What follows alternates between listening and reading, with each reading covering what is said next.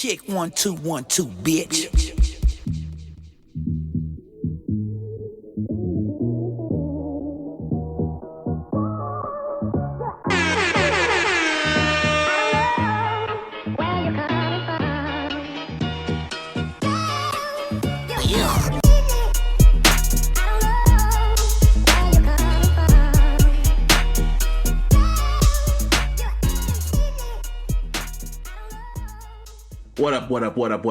What up, everybody?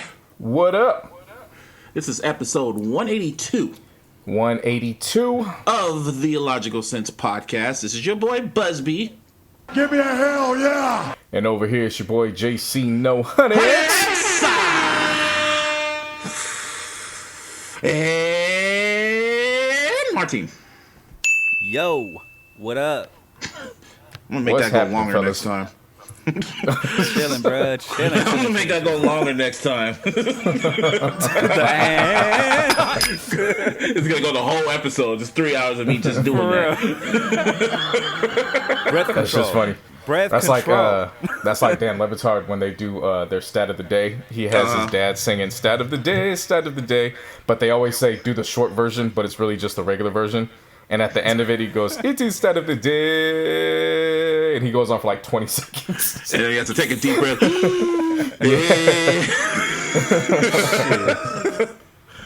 Anyway, I'm chilling, still quarantining, going out for a lot more walks. Going out for a lot more walks now. With my same mask, here. of course. Hey man, that's how I've been Yeah. listening to my playlist. Man, I gotta pat myself on the back. Round of applause for me on my playlist. For that sure. playlist, man.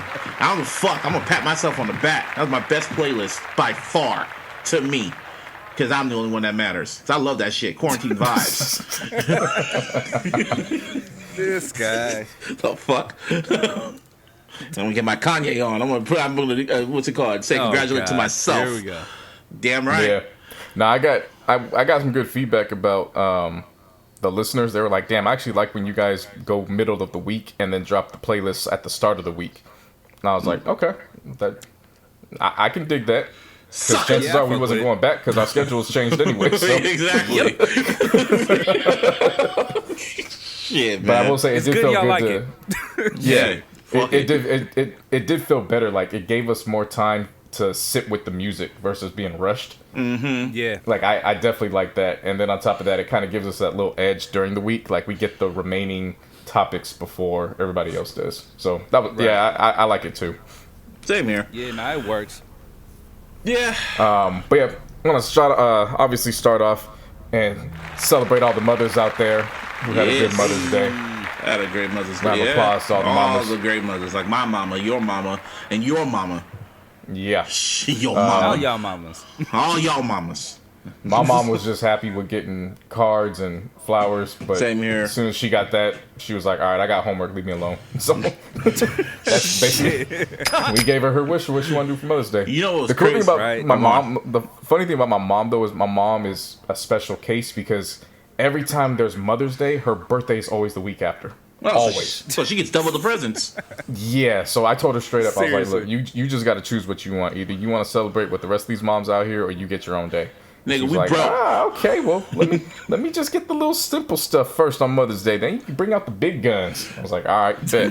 You gonna bring a big ass Prince doll to a big ass Prince clone to the house next time, or what? I'm for gonna her bring birthday? Prince himself. How That's what I about meant. that? A big ass, the clone troopers. You get the Prince. No, trooper. I mean I'm gonna go get Prince myself. I'm gonna go up to the heavens above and I'm gonna bring him down real quick. I wouldn't even be surprised at this point. I'll come to your house and I'll just see Prince chilling on the couch. Like, Prince is at the house? Oh, okay. Just keep wait, Prince. Like, all right, what's up? I wouldn't even be surprised. Scoot over, make some space. I'm trying to sit down. Busby will walk in and be like, "Oh my God, Prince is here!" And he's just looking at him, Aaron. Aaron, I know what all he would say without even looking at me. Aaron. I just had the visual in my head of him just looking at his nails. Aaron. Yes, Aaron. Ben is up there too. Yes. And Wow. Michael's up there too. No, not Michael. He's just gonna tell you Ben's there, so that way you know Michael's there. Ben, wow, fuck, wow. You can That's what I'm saying. Wow. You said that shit. Just wow, bro. Wow. I think I said wow. Right? I guess. Nah, but for my Mother's Day, this is the thing. My mom had a plan because we were going to order like soul food from this, I think Jackie's or whatever. That's what it's called out here. Yeah. I forgot the spot. Yeah, so she was like, yeah, we're going to order from Jackie's. I was like, all right, for sure, whatever. Kind of looking forward to it. So we were like, so she was like, I was asking her like the other day, I was like, oh, yeah, you ready for it? She was like, man, you're not going to believe this shit. Yeah, that shit burned down. I was like, the fuck you mean it burned down? Like she said, right when she called to make her order, like she was like, there was like a busy signal. And then she was just like, yeah, I wonder what that is. And then the next day she calls one of her homegirls and they're like, oh yeah, that shit burnt down. Shit's condemned. It's inhabitable. That shit's gone. I was like, wow. Well, I damn. said, wow. I was kind of looking forward to it. So then I was thinking about, let's just order from Red Lobster. And she was just like, no, your aunt got some lobster. We're going to have like, what's it called? Lobster tails or whatever. I was like, all right, whatever. I'm glad we didn't get. I'm glad we didn't go to Red Lobster because these motherfuckers are losing their goddamn minds again. Are you talking about Red Lobster Karen? Not just that, just a whole bunch of Karens. Karens and lobsters. Like, what? They said the one like near me, near White Road, near my house. They said that shit. My mom said that line wrapped around the corner. I was like, oh yeah, really? Whoa. Not around the corner, but around the building and shit, just for people just to get the takeout or whatever. I'm like, are you fucking serious? Really? yeah. Really? I mean, Other than, kind of makes sense. I guess, man. The ordering situation on Mother's Day was just like people just should have known better. You know what I'm saying? Like I think that's just what it boiled down to. They just should have known better. Yeah. Yeah, because then you kind of find out people don't know how to cook. So Yeah. and since the restaurants are shut down because of this whole pandemic, they're like, fuck, what are we gonna do? Should have just ordered some fucking pizza. How about that? And call it a day. Yeah, COVID's exposed a lot of people's ugly truths. Oh, And yeah. as Michael Irvin once said, one of those ugly truths is we losing recipes out here. Never forget what that motherfucker goes and says. Remember when we played in the cold? It was cold. It was cold. Oh my god. Thank you for that A1 analysis, Yeah, Michael thank Irvin. you. Thank you for that. Seriously. Couldn't live without it. Yeah. Shit. Other than that, my Mother's Day was cool. You know, we cooked, we ate good. It was good. That's Gave what's my, up. it was crazy That's because what's up, man. I had like itis. I didn't even know I had the itis because I was watching Money in the Bank and I was really getting into it. And then the main event was gonna happen, and I was like, "Oh shit, Money in the Bank!" And then I passed out, and then I woke up and the shit was over. I was like, "Whoa, shit!" And I thought it was Monday. That's how. Came downstairs like, "Oh shit!" I passed out and I thought it was the next day. God damn. Yeah. That's that good sleep, man. Yeah, that was some good food. real. I didn't even know it was a food you didn't know was good until you wake up. Like, oh shit, that was some good food. Shit. Right. But yeah, but that was it. That was about it. Been watching Clone Wars. Oh, that's cool, man. Oh, how about your my Mother's Day? Day was a little different, bro, because I actually had to work and shit. Yeah, I did But, too. I was able to schedule my lunch because I set up my own schedule like throughout the entire day or whatever, right? Mm-hmm. I Right. actually was able to schedule my lunch right when my mom came over here to my grandmother's house. Okay, So that's it was like we all just kind of like, you know what I mean, chill for a minute, had some food. And then my mom, she's like on a keto kick right now because she's diabetic and shit, right? Oh, so I didn't okay. know what the hell to get her. Like, can't get her no damn sweets, you know what I mean? Can't get her no chocolates and nothing like that. Nope. You know what I mean? So fucking what you call it? I actually found some keto friendly cookie dough, right? And I had that shipped over here like a week ago and shit. Just chilling. So as soon as she got here, it's like boom, there you go. And she loved That's it. what's up. That's what's up. Yeah. What'd you get from Amazon? Nah, it's actually from a small company called Dope. Okay. Yeah, like it's Dope. dough, like dope. Dope. You know, Dope. that shit was dope. cool though, man. Like it actually tastes hella good too. Sounds like I tastes was like like, dope. I don't like none of that keto shit, but Right. that shit. That shit's pretty. That shit was Keto's fire. pretty good though. I've had it a few times. Keto's pretty good. I mean, it Just depends, dude, Yeah, 'cause, like I like, said, it there's depends on some what you want to shit- eat. Yeah. Yeah, man. There's some shit that's like nasty as fuck. Dog. Oh, yeah. Like on some Right. real shit. Yeah. Yeah, that ain't that the truth. Well, Anyway. glad everybody had good Mother's Day, celebrating with their moms. Yeah. Continuing Mama! on with just. Yeah, I know why we didn't do that.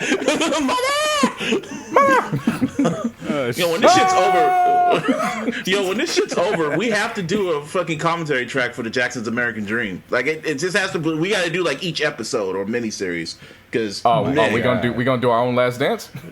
Yeah.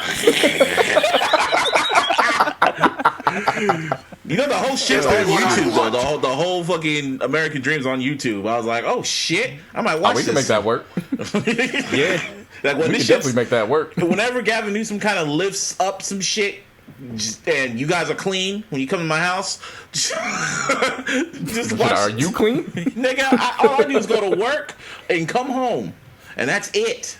I haven't gone nowhere. I haven't gone nowhere past anything else. Yeah. So it's like, nah.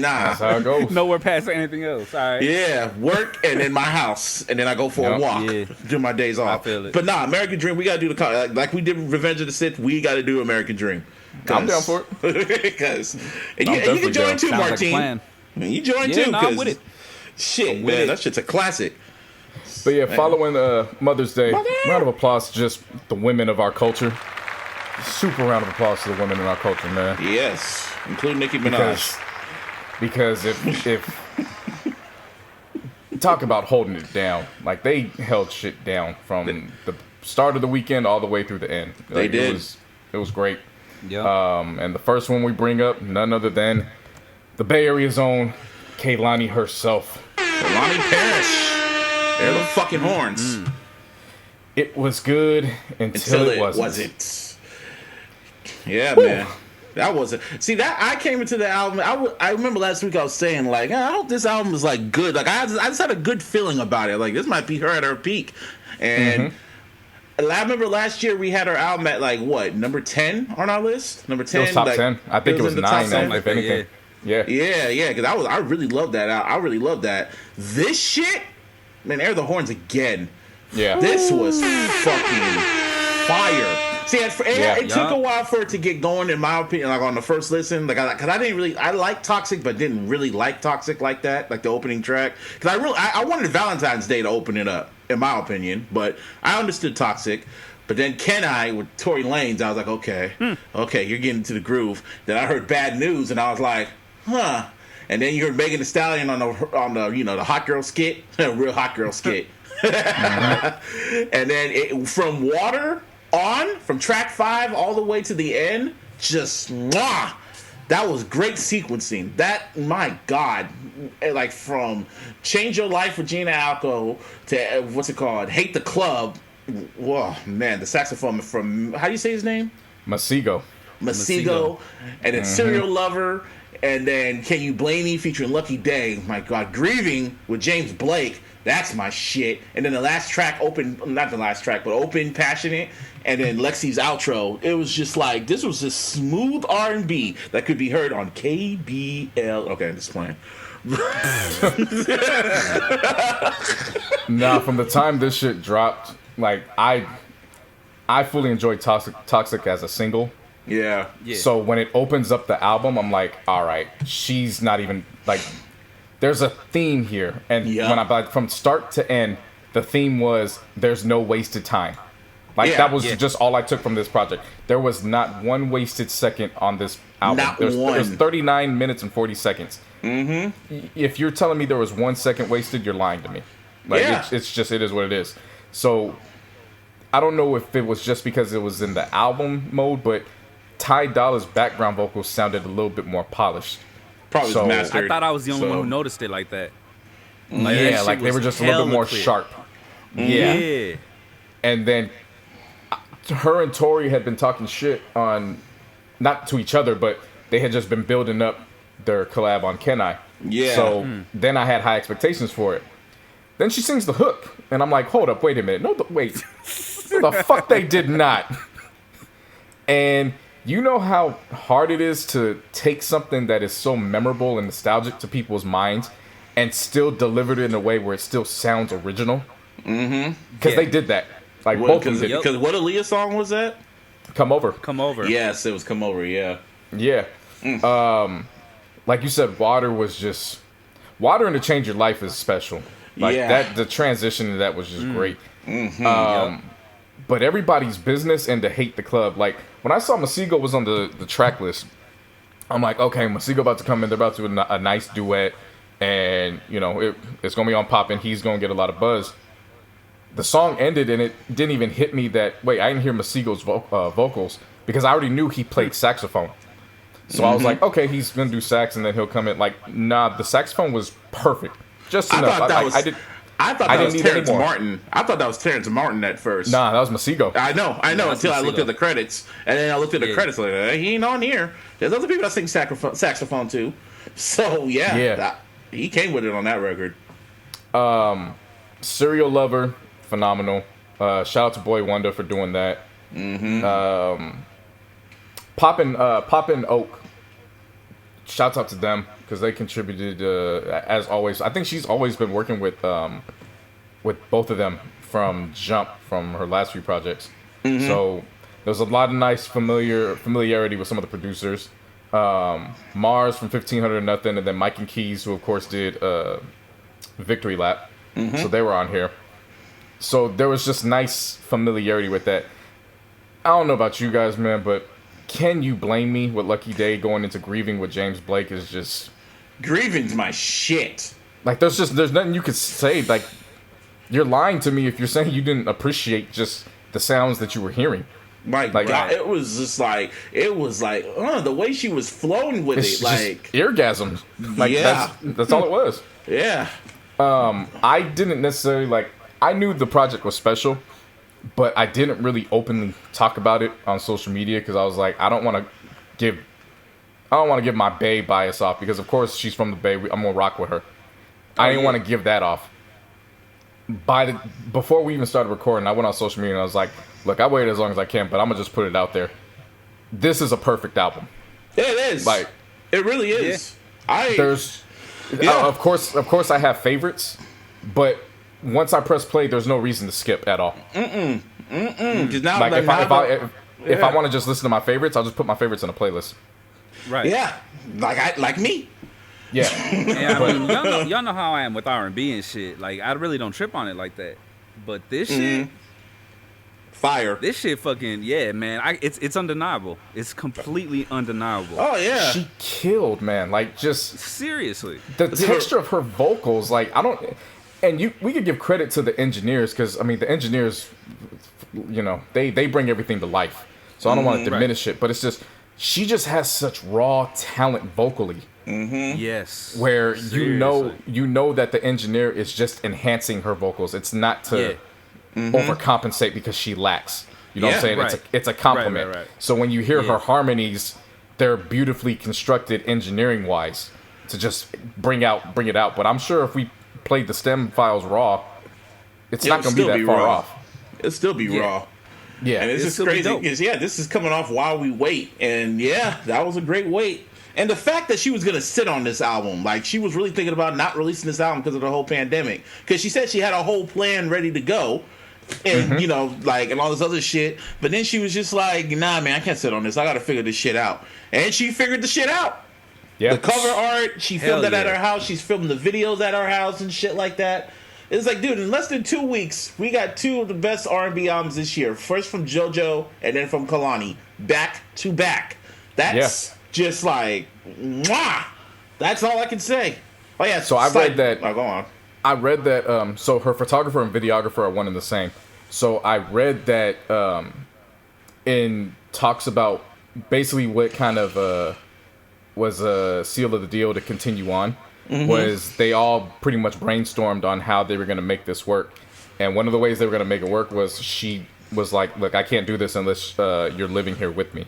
Yeah. So the photographer videographer moved into her place, and that's how they were able to get this done. She was also talking about how, you know, when I do a video, all I have to do is just show up and get in front of the camera. She's like, it's, you know, I had to learn a lot. I had to learn how to do, she goes, I'm a tomboy, so I had to learn how to do foundation, makeup, like I'm doing YouTube tutorials, you know, just learning how to do all that stuff. So I'm like, for me, I appreciate that because that's a part of, that's the behind the scenes in creating a project like this. You know Hell, what I'm saying? Like her and JoJo are on the same wavelength because she just shot the video for her Tory Lanez single, and she filmed that shit at her house. So and I was just like, see, artists, this is what y'all need to do. Y'all need to figure this shit out. That's like figure this shit. You can figure it out and let the music talk. You don't need no extravagant like fucking Michael Bay, Dave Myers type production. Just film at your house, send it to your videographer, and just we're in a different era right now. For now, and I mean, if you got money for six pendants and change, you could definitely have money to just go get a camera and put one of your boys or a couple people on, and or just get that shit popping. We'll get to him later, or just do what 6ix9ine did. Just go to a closed location, very remote, shoot the video as quick as you can before people figure it out, and then get the fuck out. Yeah.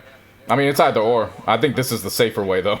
I mean, obviously, it's the safer way. Obviously, with the situations at hand, I'm still hoping people are staying 10 or under. Yeah. But yeah, no, I thought it was also cool and funny how she came up with the title, which was it happened when she was working with Boy Wonder, and they just happened to go by Drake's. Drake's house. The was it Graham Estate? Oh, it's called the Embassy. That's what he calls it. Yeah, Graham Embassy. Yeah. Or just Embassy. It's called the Embassy. That's what they call it. Yeah, and then they're just chopping it up, talking, catching up.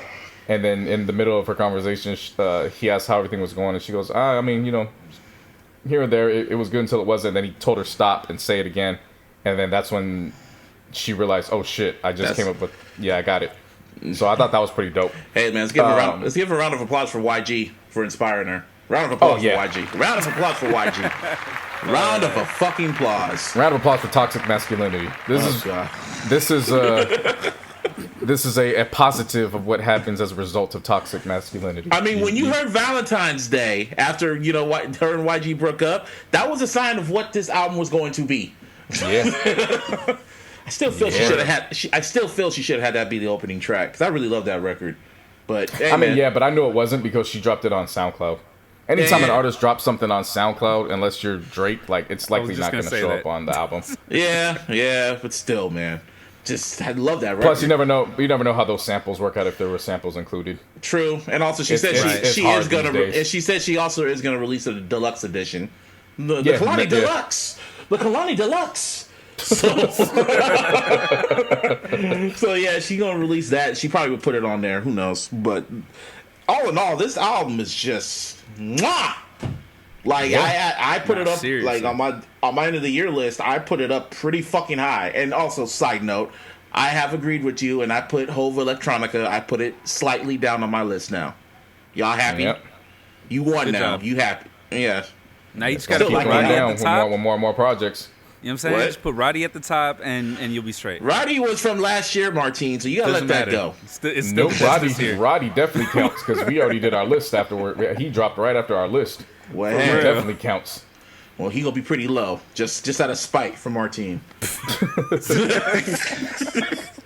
Just out of spite. Son of a bitch. Keeping it on women real quick. It flew under my radar when the Bonfyre. Of course, she's the one that did the track Automatic that was produced by Hitmaker. She dropped an EP, Love, Lust, and Letdowns, Chapter 1. It's got 6 tracks on there. I vibe with it. The opening track features Wale, called You Remind Me. Talk to Me, Baby, samples Jodeci's Come and Talk to Me. And that actually was a really dope flip how they did that. And then she has a track with Black called You Say. That's towards the end. It's only 6 tracks. But it does enough to, through these quarantine times, keep her buzz moving afloat. So definitely everybody check that one out. Niggas need to make actually good albums, not no club albums. Like, not no club playlist albums. Actually make albums now. Yeah. This is the time to actually construct an album. Because I saw Elliot Wilson posted this one tweet that said some kid is cooped up in his room right now because of a quarantine and is about to drop the greatest album of all time. And you just don't know it yet. So, who knows? This pandemic might give us the new Kendrick, might give us the new Drake, Cole, one of these motherfuckers. I mean, I'm saying I was pretty comfortable with saying M had album of the year to my ears so far, but I'm gonna just say this: these last 2 weeks, it's if music keeps dropping like this, in terms of quality, Oh shit. I'm not so certain. Because I know. I'm not. This ain't a shot at you. I'm just saying this in general. Like it's. I can't say. I'm telling. I can't say enough about. And I did go back and re-listen to the JoJo album when I had time too. It's up there too for me. Like, yes. I don't want to make it seem like I'm just skipping over it. JoJo's up there too. JoJo is just great. When you produce music just like those two, and like his spot's not very safe in my eyes right now in terms of. Him obviously holding out. Like it's gonna be keep giving me music like this. Oh yeah. And your boy Future's dropping. I know you happy. Well, we'll get to that later. we gonna talk about that later. We celebrate the women right now. We gonna get into toxic masculinity later. Because there's a lot. There's a lot to unfold, and we're gonna have a lot to discuss in the aftermath next week. But we have to prepare it properly. But this is for the women, ladies, right now. And then you're gonna go completely against the ladies, and we're gonna go completely against the ladies later on. So you go tight. Anyway, but we appreciate you. We love you. Anyway, next up though, shouts out, round of applause. Doja Cat, Nicki Minaj, Meg Thee Stallion, and Beyonce. Round of applause for all four of them, including Nicki. Yes, including Nicki. See, really? Barbs, I do give respect to Nicki Minaj. No, because the Say So remix was good. That was a good song. That was one of her best verses. And I still haven't heard it. Anyway, but like Nicki this is her very first #1 record, and she had to get another female rapper to help her. Who would have thought? All right, Doja Cat's a singer and a rapper, singer slash rapper. She's a hybrid. Like she's yeah. She's a hybrid. I see her personally as more of a singer. Yeah, but she could get down rapping. She could rap. Yeah. She could rap almost on the same caliber of Kendrick if she really wants to. So she's more like a in terms of hybrids, she's more on the side of Chris Brown and Trey Songz than Drake. Yeah. Like that's how I judge the spectrum. Like it's either Chris Brown or Drake in terms of hybrid, because one does one more prominently, the other one does the other one more prominently. However, I was mad she didn't show us her titties. I mean, man, yeah. So, I mean, it's gonna say boo this. It's gonna say boo this man, but boo this woman. Boo this woman. Yeah. As soon as I saw it went #1, I was like, hey. I was like, a deal's a deal. You were locked into that fucking IG, huh? As soon as the line went in, I was like, I need to see him. Show me the titties. A bunch of niggas were going wild. They was like, yo, do we need an OnlyFans to get it? Because I'll drop the money on that OnlyFans right now. Oh my god.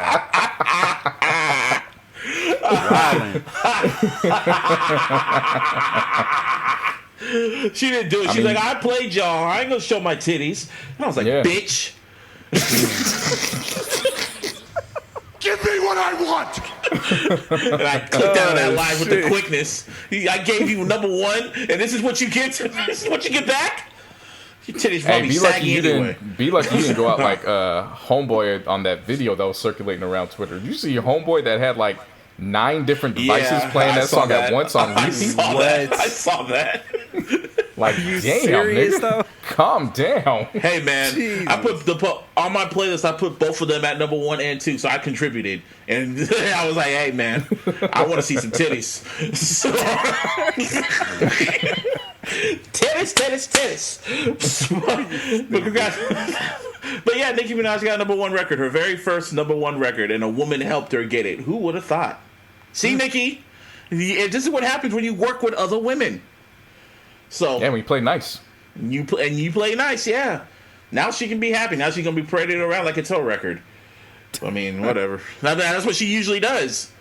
Yeah. Yeah, but shout out to Megan Thee Stallion and Beyonce too. Yeah, I mean, that's nothing to gloss over. They said it was the first two. It's the first time women took the #1 and #2 spots on Billboard. I mean, think about it. Both of them were remixes. Yeah, back to back. Yeah, and both remixes too. Yeah. Yeah. That's wild.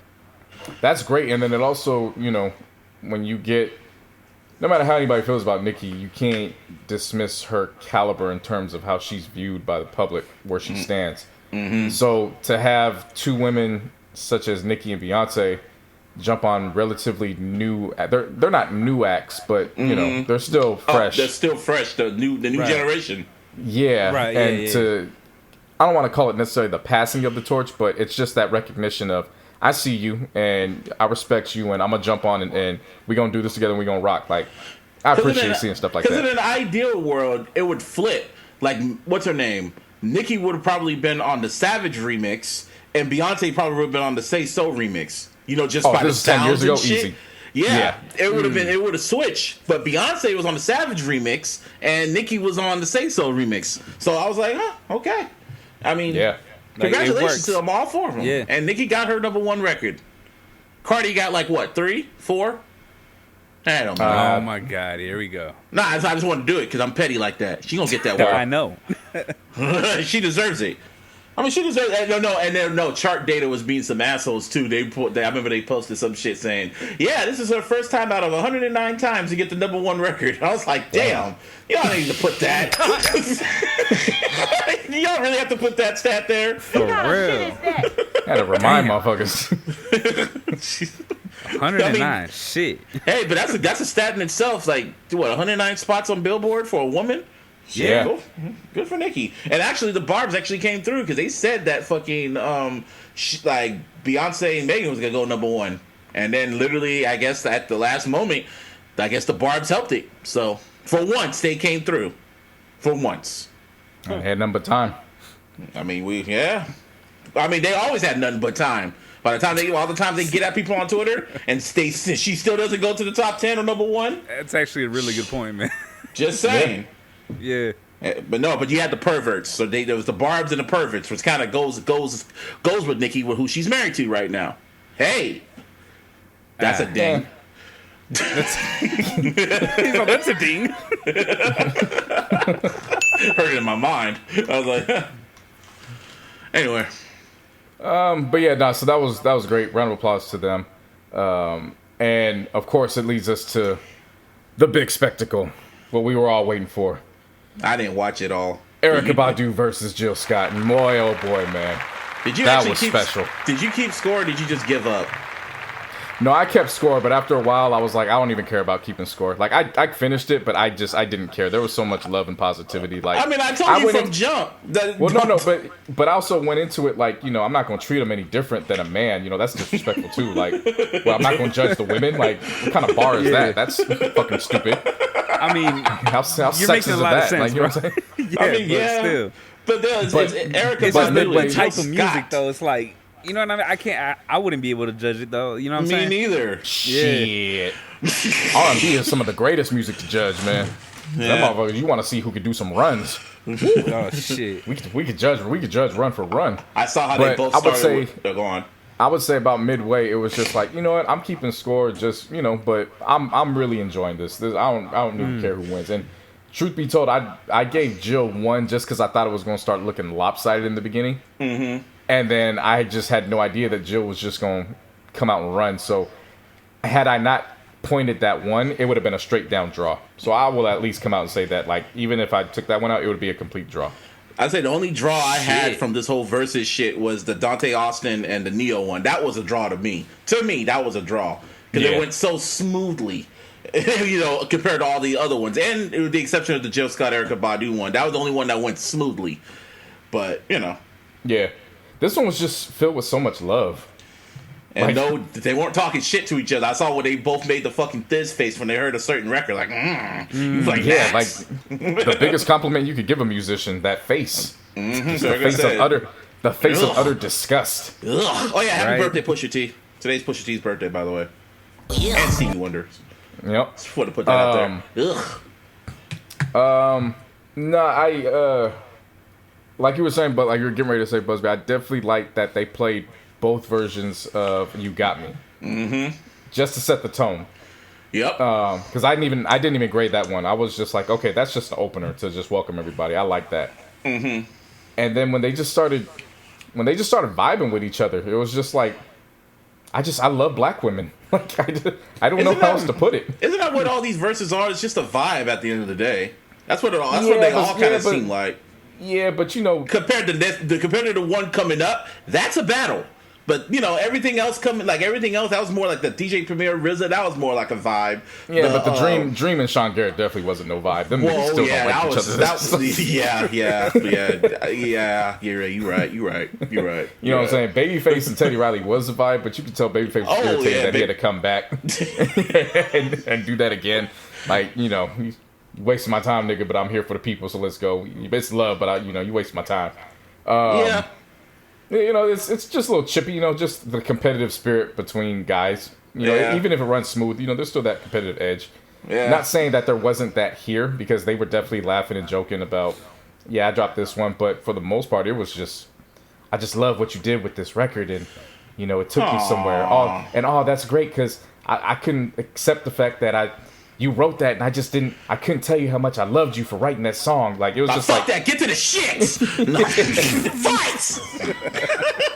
Like, I just, we you don't know, want this positive shit. Nah, you know, both them women look just so beautiful. Like, I just, I just wanted to lay my head on Jill Scott's titty meat and just be comfortable, and you know, I wanted to cuddle up with Erykah. You know, just like I just wanted to be there, and it was just filled with love. Man, I want to stay away from. I want to stay from bot. Like, I remember this one chick said, "Yeah, my friends told me they call my pussy the Badu."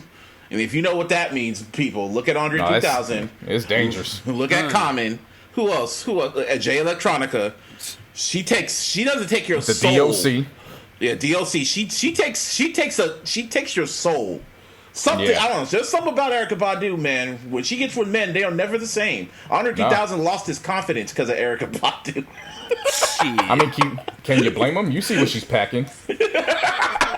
Jay you see what's back there. Jay Electronica dropped Exhibit C. Jay Electronica dropped Exhibit C. Got with Erykah Badu. Then he just disappeared. Let's keep it. Let's keep it a buck. Jay Electronica dropped Exhibit C. Then he got with her. And then he came back thinking he could fool us with a Hove mixtape. Like, no, it's still a good album though. I can accredit that. I can accredit that to the Badu. Like, you must be out your damn mind. The Badu. That's what that's. It's not a joke. The Badu's no joke, man. No, that's the pandemic. That's the COVID right there. I was about to say, man, you treating it like the pandemic and shit. Yeah, the guys got to stay away from that. You thought Drake? Can you imagine Drake messed with the Badu? You thought Rihanna got him whipped? Oh God, Drake would never be the same. You thought Rihanna got him whipped? Oh man, he might produce 3 classics in a row. Or the opposite. Somebody of Drake's caliber, you would expect it to go the opposite way. Like, you gotta remember the rappers she was dealing with. I don't want to call them hardcore rappers, but they definitely wasn't soft. Yeah. And they went the opposite way. In Drake's instance, you would expect him to go the opposite way. He about to turn. He actually becomes a father. He actually becomes a father, a responsible father. That's fucked up. That Badu, bro. Don't fuck with the Badu. I mean, you good if you at your own risk. That nigga gonna come back talking about, and Drake just stand for do right and kill Erykah. Wow. Oh, shit. The Badu, man. But anyway, yeah, this battle, I watched parts of the battle. I kind of watched some of it on YouTube. And it was just like, it was cool, but I was like, it's too slow. And I love both of them. I love both Jill Scott and Erykah Badu. I do. And it was cool. That was a good battle. More artists of that stature need to have those type of battles and shit. So yeah, round of applause for those women. So we're going to talk about the battle. It was wonderful. Just round of applause again. So we're going to talk about the battle coming up. Fam, this is the moment I was telling you about. God. We are now getting into toxic masculinity sessions right now, because it just don't stop with this upcoming battle. We got a whole list of topics on this podcast that deals in this, and I am so excited, and I can't wait. This is gonna be a turned up ass weekend. I can't wait. Ludacris versus Nelly is the next battle. Air the fucking horn. Hold up, man. Let me hit this Joe button real quick, bro. And I've been waiting, baby. I had a list. Everybody remembers that list of wishful battles. Yeah. And when I went through my list, I was like, wait a minute. I did not have a matchup for Ludacris, nor did I have one for Nelly. I didn't expect them to do it. That's the thing. I didn't really think about it. Like Ludacris and Nelly. Yeah. But when it was announced, I was like, this makes the perfect sense. It does. And it's a great matchup. It really is. It really is, man. Who y'all? Okay, before we get into this, who y'all picking? I'm picking Luda. Who you picking, Martine? Man, Don't go into no talks. Just say who the first person that comes to your mind. Luda or Nelly? Go. Well, I want to say Luda, but I'm gonna take Nelly. All right, JC.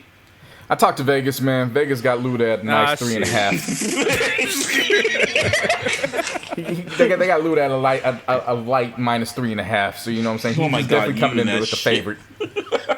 Hey man, a couple people hit me on Twitter. They was like, "Yo, what's the over under?" And I was like, "I gotta hit Vegas, man. I'll let you know on the podcast." Gotta hit Vegas. Hey man, if Vegas is gonna reopen up, this is what they need to. They need to open the bets on this battle. And They started taking bets on. They started taking bets on the UFC. Fuck it. Put some bets on wrestling and this battle. Just put that battle on the fucking big screen at high volume. You know, there was definitely some people itching to spend their stimulus money on battles. Like you thought Michael Jordan was bad. Like there are people that are itching to just give their money away. So you might as well. Shit. My money, if you look at the money in my account right now, it's looking at me like, why are we still here? Oh yeah. I'm like, nigga, I don't know, man. I want to go to the movies, but shit. Yeah. No, I mean, Luda, you can't help but think that Luda definitely has to come into this as the favorite, just because when you factor in not only his solo body of work, but his features. His features alone. Yeah. Like, and the fact that, he even though DTP really wasn't up there in terms of labels, they still produced some good hits. So he has that factor going for him as well. True. You just can't sleep on Nelly, man. And I'm seeing people talk so damn sweet on Nelly. I'm seeing people talk shit on both of them, on Luda and Nelly, and that's why I'm glad this battle's gonna happen. Yes, man. I'm glad I don't see your timeline because I'd be serious, bro. Even before this battle, people were talking sweet on Luda's name, and I'm like, y'all are kids. You guys are kids. Nah. Well, no, I mean, I get it. Stay your asses home. Yeah, especially if all they know him for is fucking Fast and Furious. You know what I mean? And that's the thing that's kind of crazy to me when I see him in these Fast and Furious movies with fucking fade and shit. I'm like, nigga, you had cornrows, man. Right. I remember you. like I remember you. I grew up on fucking, Southern Hospitality and Move, bitch, and all that other shit. Like, I remember that Luda. Yeah. Ludacris was that nigga back then, and I still feel he's one of the best rappers, most underrated rappers. I don't want to say underrated because he had a lot of platinum hits. Ludacris is in that special. He's in that special arena where you remember his hits, so it's like he had a bunch of party records. Yes, but at the same time, you still respected his pen. You know what I'm saying? Like it's hard to find those types of rappers that can be so fluent in both.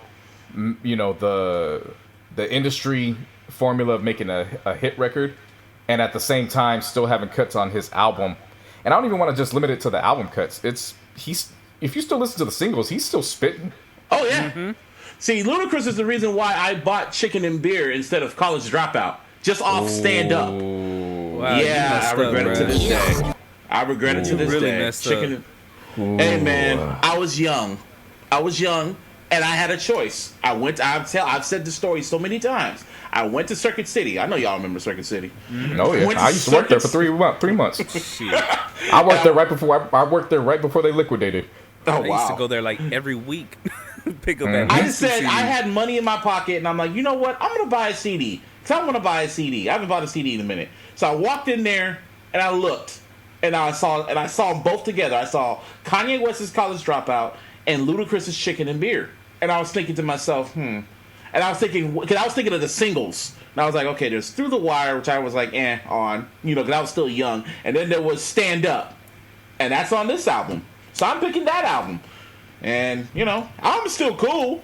And then I go back to school. Then I go back to school, and they looked at me as a music guy, and this one dude in my fucking English class looked at me like, hey, bro, you listen to that Kanye West album? Dude, that shit's fucking raw, bro. And I hear a lot more people talking about it. I'm doing workouts for football. They're playing the fucking workout plan, and I'm like, this is Kanye? oh shit. And then I went and downloaded the shit, and I'm like, I made a mistake. What have I done? In the words of Anakin, what have I done? No.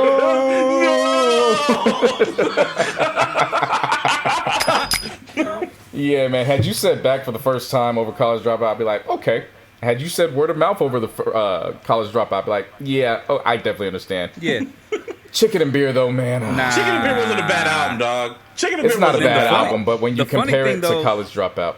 The funny thing though is that fucking Kanye made the beat for on Stand Up. Single. Yeah, exactly. Yeah. And Luda's on College Dropout. Yeah, for the hook, yeah. Breathe in, breathe out. Yeah, Splash Waterfalls. I'm looking at it right now. Diamond in the Back. Oh, he had some classic Screwed Up. I really wish Poppin'. he would put the remix of Splash Waterfalls on.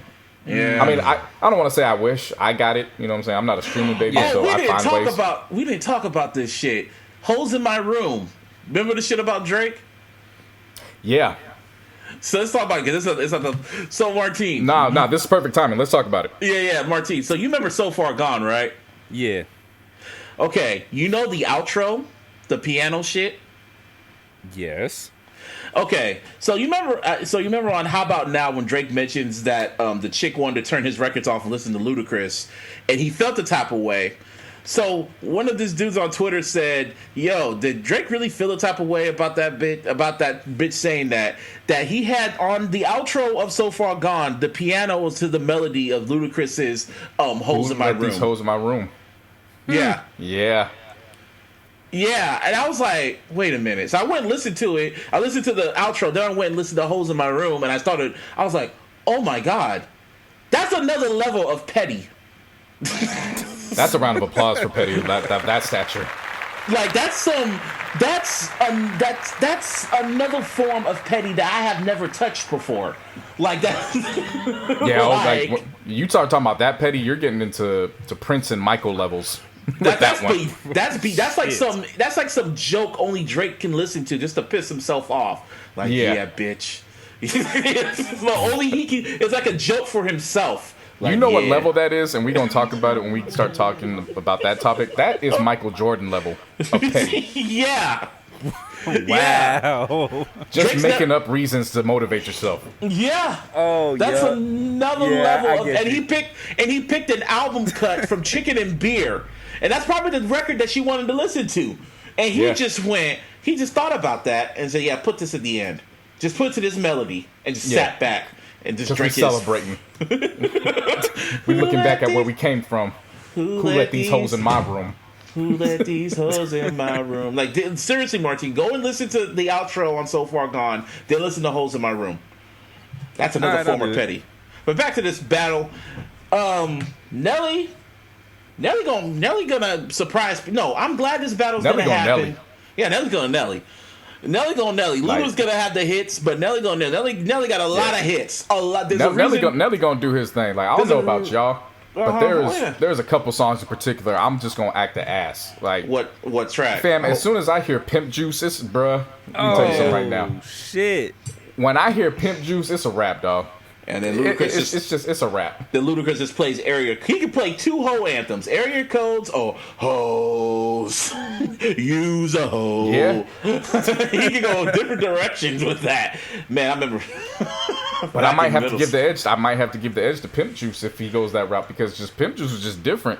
It was just smooth. Serious though. It was. There's a reason why Hov said the only other person selling units is M, Pimp Juice, and us. Who do you think he was talking about? He's talking about Shady. He's talking about Eminem. Nelly, because Nelly was selling records out the ass back then. Selling Jump records, Street. selling energy drinks too, man. Shit. Yeah. Bruh, it was from Jump Street. It wasn't even like he dropped the album and then it caught. We had to wait for the second album to catch on. Nah, from the first time Country Grammar, the single, dropped, he was out of here. Gone. Yep. Just gone. And he dropped EI. And then he dropped number one. That was on Nellyville. But I will never forget. No. But remember, before, right after EI, it was Ride With Me. Ride With Me. Yes. And that shit, that was special. That shit took off, man. That came from the same album. That's wild, too.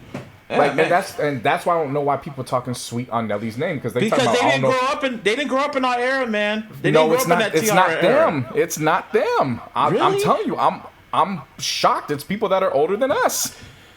Why are they doing revised history? These motherfuckers didn't watch TRL back then? I don't know. But I saw a couple of people talking about, I don't know if Nelly has enough hits. And I'm like, excuse me? Like, his first 3 albums, he was averaging 4 hits an album. Literally. Bruh, I mean, This is the same Nelly that overlook I say Nelly like they always have. You know what I mean? Like, Yeah. it's nothing new. And when I'm talking about hits, I'm just speaking of the actual singles that got dropped. He still has album cuts, too, where he can drop out the top. I never really listened to a Nelly album. I'm going to be upfront. I never really listened to a full Nelly album because he had so many fucking hit records. That's why. If there's 2 Nelly albums, definitely go back and revisit Country Grammar and then go back and listen to Nellyville.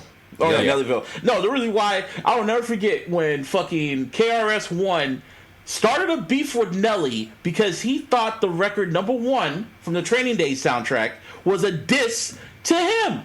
Yeah. And I never understood that. And then because KRS-One still felt this was about hip hop back in his day, that the last thing he said was, "Everybody, do not buy Nelly's album on July 5th." Well, I forgot when it was going to drop, but he said the date and Nelly's album. And not only did Nelly's album go #1, it sold over 700,000 copies in its first week. Yeah, Like, really? KRS moved I think 13,000 units of his mixtape. I didn't understand. Hey, Busby, by the way, that song is a diss directed at KRS-One. He says his name in there. No, he doesn't. Yeah, he does. #1. Number one, right? Yes. He says K, or wait, we say no one out here really even knows your name, and then he says R something else, and S, like he says his name in there. No, he didn't even diss him. I've heard that record so many times. He did not diss KRS-One. No, you're talking about the response. Rock the Mic remix. Yeah, that's on Oh, Nellyville. yeah, you're right. Yeah, that's what that pissed him off so much. He was like, you know what, fuck this, and he put the remix as a bonus track, responding to KRS-One. Did on that one though too. I'll look back at it. Because that's the whole reason why KRS-One made the diss record, because he felt Nelly was coming for him. Because he felt #1 was him, because KRS won. But no, it wasn't. All respect to KRS-One, but nigga, what? No, that was idiotic. But yeah. Anyway, yeah, this is gonna be a good battle. Oh yeah, that's gonna be. I cannot wait for that. I'm gonna call in sick to work to watch that shit. Yeah. Nah, this is definitely the time.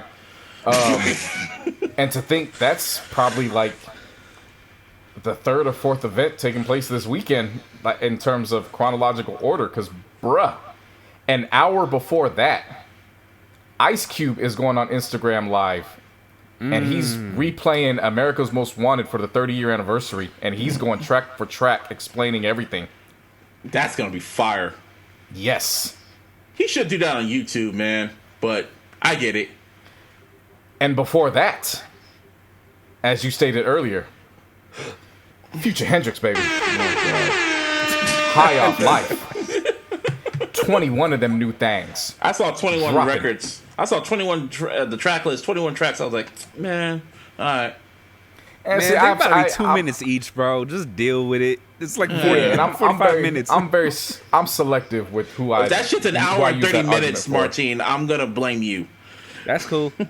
I'm selective if I do that track list angle for. Like, if it's somebody that I can't produce a hit, then yeah, I'm gonna start judging that. But if it's somebody of Future's caliber that he's gonna have about 4 or 5 of those singles in the tuck. So. Yeah. At that point, you just averaging out. Okay, that's a 5th of the album that's gonna come out as legitimate singles, and everything else is gonna be fan favorites. So I can rock with it. Yeah. He started off with Mother's Day, shouting out all his baby moms. It was a PDF file, but he got through it. And then out of nowhere, he just got pissed off, and he sipped his toxic masculinity juice, and he's been on a tear on Twitter ever since. Yeah, for whatever reason, yeah. And if that's any indication of what this album is going to be, I can't wait. I can't wait. I'm going to pull my toxic masculinity mask on like I'm Batman, bro. Wow. I did it. I did it with the Niners going into the Super Bowl. I'll do it. I'll do it now. I don't care.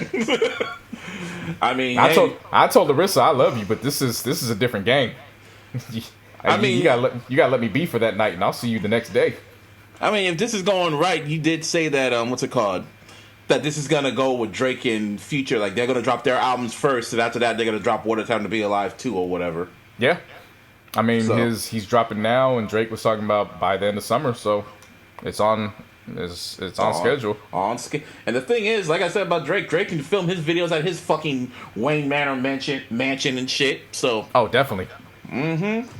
And then of course, and then of course, my brother, we might be hearing some of these Future songs debut in a setting that we didn't know was about to take place.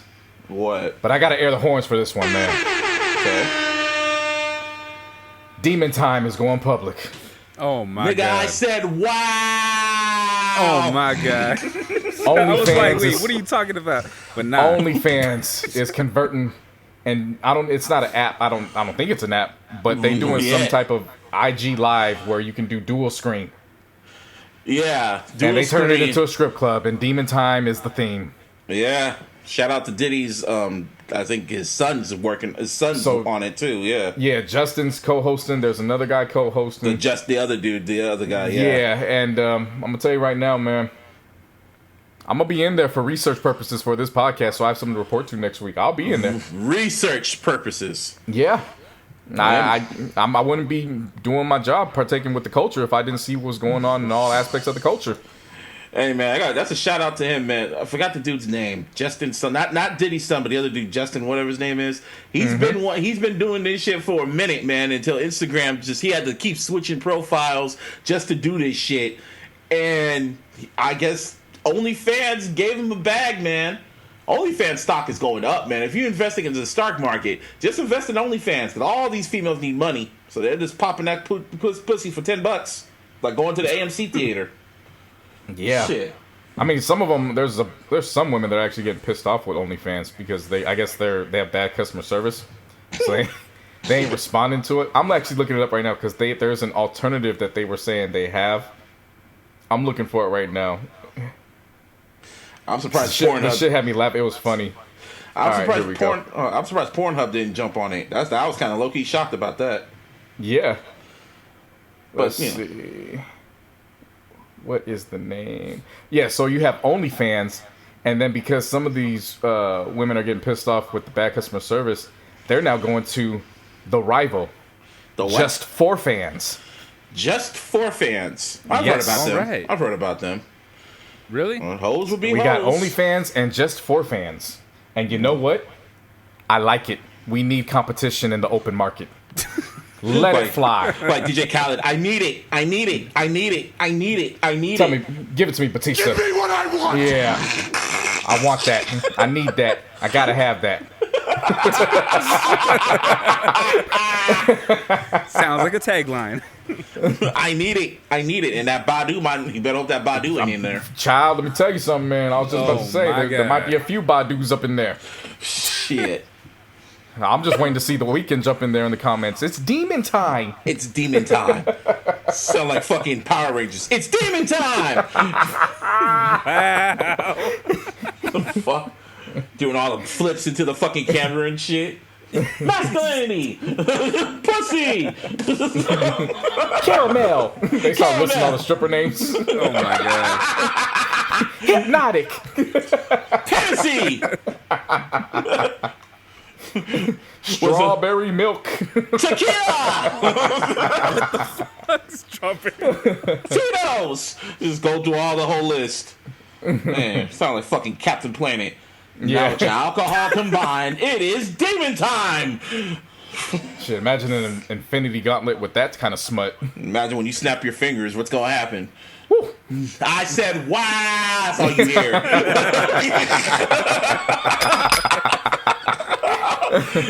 And I am Iron Man. I said, wow. Double entendre, don't ask me how. Oh, shit. Yeah, it's about to be a good time this weekend, bro. I'm excited. Like, it's gonna drop this all weekend? Things considered, it feels like I'm going outside this weekend. But you gonna be in your house. I will, but I'm telling you, the feeling is gonna be different. This is gonna be like this is the future that our grandparents were thinking of. Oh, where God. you could be in the house and just get all the smut virtually. I can't wait. I mean, we still waiting on flying cars, but this is the next best thing. Fuck it. Seriously, wow, dude. I mean, shit, Elon Musk talking about he gonna leave California, and it's like, all right, bro, you think Texas really gonna let you build that spaceship car? Well, all right. Yeah, That ain't gonna happen. Yeah. You out there just talking shit. Shout out to Gavin Newsom. He taking care of everything. Seriously. Now, So, Busby, yeah. your favorite. This is your sticky man. out. Put the sticky out.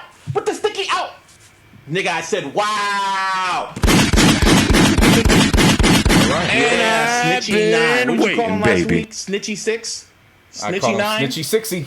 Snitchy 60 made his return to social media via quarantine. And yeah, we talked about it. He made an announcement that he was going to go, you know, on like last Friday, he was going to go on Instagram. And I was like, all right. So thankfully, I was doing shit productive with my life, like, you know, working. I mean, yeah. You know, working, doing other shit, staying offline. And then I guess I didn't see it until JC gave me an update. And I saw how many people watched his shit. Shame on you, everybody. Shame on all y'all, even though I don't really believe it. Over 2 million people watched his fucking live. He was only live for like about 13 minutes, almost 15 minutes. He was only live for 15 minutes, and he broke the record for most people on Instagram, on an IG Live. Over 2 million people watched his live. Yeah, dog, that shit was... I wasn't even watching it. But my boy hit up our group chat, and he was like, yo, you seeing what's going on right now? And I'm like, nah, I'm not really trying to look. And he was like, nah, go in there. You don't even have to watch, just because he hasn't started yet. Just go look at the number. I was like, all right, I can at least do that. So I opened it up, and yeah, the two girls are just dancing, and that number's at 1.1 million. And I'm he was only, and that was for, I saw it on Instagram, that was 2 minutes. It was only 2 minutes into this live. Are you serious, dude? Dead ass. I took a blink. Wow. It went from 1.1 to 1.3, and I'm like, he's not on here yet. I finished saying that, it went to 1.5, and I'm like, fam, what's going on here? Yeah, and it just kept going and going until he started like creeping up, and by the time he creeped up, that's when it was at 1.9. I was like, I already know where this is going. Like, I'll just wait till it's done. I'll watch it later because I'm just wow. Nigga, I said wow. You know, I hate to do it. I will give him a round of applause just off the simple fact, what a fucking market. I mean, 2 million people watched his live just to hear that shit, and just to see him. The Joker. It's like literally watching the Joker come on IG Live. It was like, are you fucking serious? Everybody. And then the only thing when I was like watching it on YouTube, I was just looking at the comments to see what verified accounts were watching or were gonna comment. I saw Natalie Nunn's big chin ass. I saw Scott Storch. I saw a few other, like, it was pretty much all the hype beasts that people use in the IG models. Natalie Nunn got a mean chin, man. Mean Jay Leno ass chin. You know that joint is strong in the bedroom. I'm gonna leave it at that. Yeah. That jaw's locked. Toxic masculinity. She's the one pouring fucking milk and food on her ass. So I'm not surprised she was in 6ix9ine's fucking... Calcium. I just wasn't surprised. But nah, this coincides with 6ix9ine's, I guess, his first single back. What was it called? Gooba? Gooba. That's alright. And he had got the random ass titles, man. Yeah. Seriously. It's probably snitching on somebody else. Probably. Because you know the titles of all the records were like names of the people that are in jail right now. So, nah, but he was, what was he doing? Yeah, but he had a billboard out in fucking Times Square announcing his return. And then he dropped the video at the same time. The video, he said the video broke YouTube. That broke YouTube records. Like, he literally broke... It didn't break YouTube records. It broke YouTube for about an hour. Like, the numbers weren't updating. Yeah. Like, in the first hour, he had already amassed, if I'm not mistaken, he was already up to, I think, 2 million, 4 million views within the first hour. That's wild. That is wild. That don't even make any sense, man. Shit. Like, yeah, like, it was there, but until the first hour was over, it was still only showing, like, 400,000 or 500,000. Yeah. So we didn't even really get to see until it got stuck after the second hour that it was stuck at 4 million for that hour. Like, every hour, the number would get stuck. Wow. Yeah, because people were rushing to go see it. It was just fans, everyone in the world want to go see what this dude was going to say. And the song, Gooba, I mean, it's literally like he never left. Yeah. And, I mean, the song's trash, but he has a funny line on there. I keep saying, "Are you dumb, stupid, or dumb? Huh?" I just love that shit. That shit's hilarious to me. He just had to ask it again just because he already made up in his mind that you were, in fact, dumb, and you couldn't comprehend it the first time, so he just had to ask again. I mean, if you see how stupid these people are right now with this whole pandemic, it kind of fits. Because are these white people dumb, stupid, or dumb? Huh? Yeah. Just, which one is it? Which one is it? Huh? Stupid or dumb? Either or. Is that the snitching version of Uchiwali or One Mic? Is you stupid, dumb, or dumb? Wow. Wow. Oh, shit, man. But it was kind of wild looking on social media and just seeing, the usual suspects give them props or give them credit. And I was just like, okay. Y'all gonna allow this shit to happen. Okay. And the thing about the song is and also on his IG Live, he was glorifying his snitching. Dude, that was like... I didn't watch the actual whole shit, but I saw clips. And when I seen that, like, my blood started boiling, bro, for real. Even on his Instagram, even in the video, he has himself as an animated rat. Like... Yeah. Wow. It was like... It's different, man. That's just... it was wild to see. It's wild to see. And I was just like, okay, this is where we at now. I can't even be mad because I said it was going to happen. I told y'all months back when he was in court and he was about to get out, I'm like, nah, he's going to be bigger when he gets out. And y'all was just like, nah, I don't think so. And I'm like, no, these kids are idiots. And yeah, because they're not on the streets. They like the fuckery. And just... Yeah, I mean, I waited. He sounds so defeated. Same here. Yeah, he sounds so defeated right now. For real? No. Yeah. I'm defeated. Just it was like you were like a wind-up doll and you finished winding. You ran out. Because I don't really got nothing else. It was kind of just like, I told you so. Like, I waited to check into everything. Same here. After all the hype died down. Because at that point it was like, all right, the numbers are already there. It doesn't matter. Yeah, I really didn't want to contribute. I was like you. I didn't want to contribute, but then I was like, okay, let me just watch this video. Yeah, because I'm like, I mean, even with the IG Live, I was like, I still felt a type of way about myself, but at the same time, it's like, dog, it's already at 1.3 million. Like, what's your one view actually going to contribute? Like, it's not going to do much. Whatever. And then I watched the video, like a vote, and the ass looked good in the video. Like, that's like his new girlfriend. Great, but then it was like Busby has said, like once he starts popping up in the rat mask, it's like, oh, kind of takes away from the scattered rainbow ass that's all around this video. Like, and he sounds literally. And the thing is, like, it's a good beat. Like I can visualize hearing this in the club. Like that's the thing. It's like I can see people dancing to this. It's the music in their eyes. The music is passable for them. Like I said, the devil himself could drop a fire-ass record, and people will be like, hey, man, I don't agree with all the shit Satan's doing and all that. That's some evil shit. But that record he dropped, that shit knocks.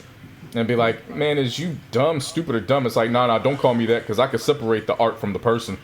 Yeah. Oh, God.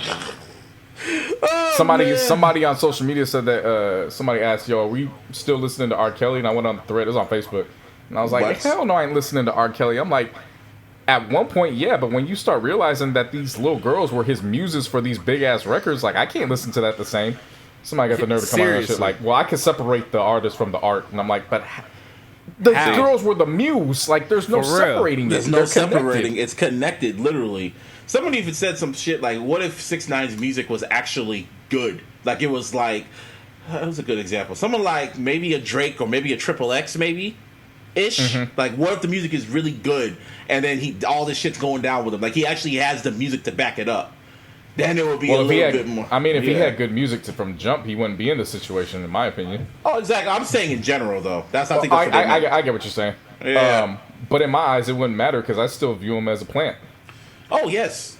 Industry and Popo. Dude, the only people he follows on Instagram is the NYPD. I saw it. That's the only person he follows on Instagram. You can look it up. It said NYPD. That's the only folks he follows. He's really That's really, as nasty as he can get, but at the same time, like I said, he's smart. Very smart. He's smart. Yeah, he is really just. It's like the 48 Laws of Power. He's going into his defeat. He's embracing it. He's embracing being the snitch, and it's just wow. I said, wow. Just now. How long you giving him? Well, fuck. I'll give him a while. I was gonna give him a decent amount of time until the reports start coming out that he keeps having to relocate. Yeah, because he keeps buying these big ass houses instead of just being low key. You can't be living in the suburbs, living a life like that, being that loud. Like, right. I was gonna say, man, he's just hella loose with it too. Like even in the videos and shit. You know what I mean? He feels untouchable, bro. Yeah, that's what it. He literally after this, he even said in his life, he feels what nigga what person could do this shit and do these numbers because he's so obsessed with numbers. He's like 50. He's literally obsessed with the numbers. Like he's I mean, the numbers is what validates him, the attention. So that's why I'm saying, like, don't give him. He's feeding off this right now. Like, he's giving this to you. This is what he wants. He wants us to talk about him.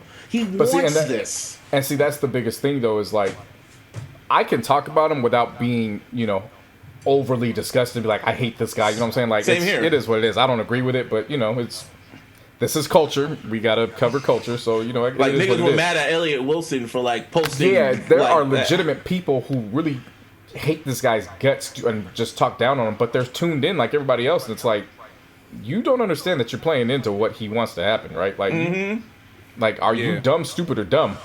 Because he's playing into it, and it's working perfect for him. Like, look what Meek Mill's doing. That's why I'm even thinking, like, even I feel the shit that Meek Mill's doing is an act. I really feel what Meek is doing is like an act, because there is a rumor going on right now, because in the Gooba video, there's like behind the scenes people that show up very quickly, but you see someone wearing a Roc Nation hat.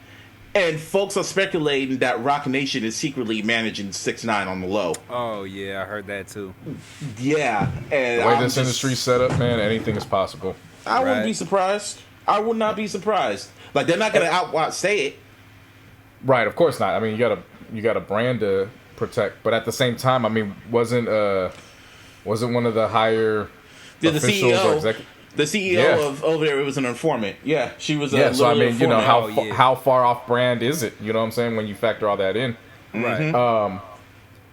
All I took away from this is, look, in terms of overall New York rap, I mean, for the rappers that are, their kids are adults and they're on their way to becoming grandfathers, like, I'm not putting it on them because... You know what I'm saying? They're not involved in the streets like that anymore. Right. Yeah. But all these rappers from New York talking all that street shit, I don't believe it anymore. I'm sorry. I'm not buying it. I don't believe it. They allowed this shit to happen. They allowed that man to do it. But then at the same time, we allowed Lil B to happen. Lil B is the essence of troll rap. He is the genesis of troll rap. Lil B came in with though. Lil B came in with an idea of, like, that was the premise when you actually taled with him about it and all that. Yeah, no, you know what I'm saying? Like, I get it. But Lil B was literally like the genesis of troll rap, because that's what 6ix9ine is. He's troll rap to the 10th power, to the 1000th power. Yeah, it is. You're right. It is troll rap, but dude, there's Lil B can actually rap though. It went to another level. You know what I'm saying? Like, this is street shit. Level. Yeah, to me, 6ix9ine left troll rap when the street shit came into play. It was no longer. It just wasn't, because the element of the danger element. Yeah, it took over. Like, I understand what you're saying. So you definitely have a point, because Lil B did start the trend of the troll rap. But after that, I don't associate 6ix9ine with Lil B in that aspect, because it just went to a whole monster got created. Yeah, almost like Trump, on some Trump shit. Like, they allowed that shit to happen, and it's just like you're sitting here seeing what he's doing, But like, this is going back to my take. Honestly, I've said before, like when the Triple X shit was going down, I was like, something will happen to that dude, and something happened. When it comes to 6ix9ine, I've said everything I said. I gotta let natural selection happen because he went to jail. God gave him so many chances to leave this life alone, and now he's literally he can't leave the spotlight. He felt this is who I am. So God's like, bet.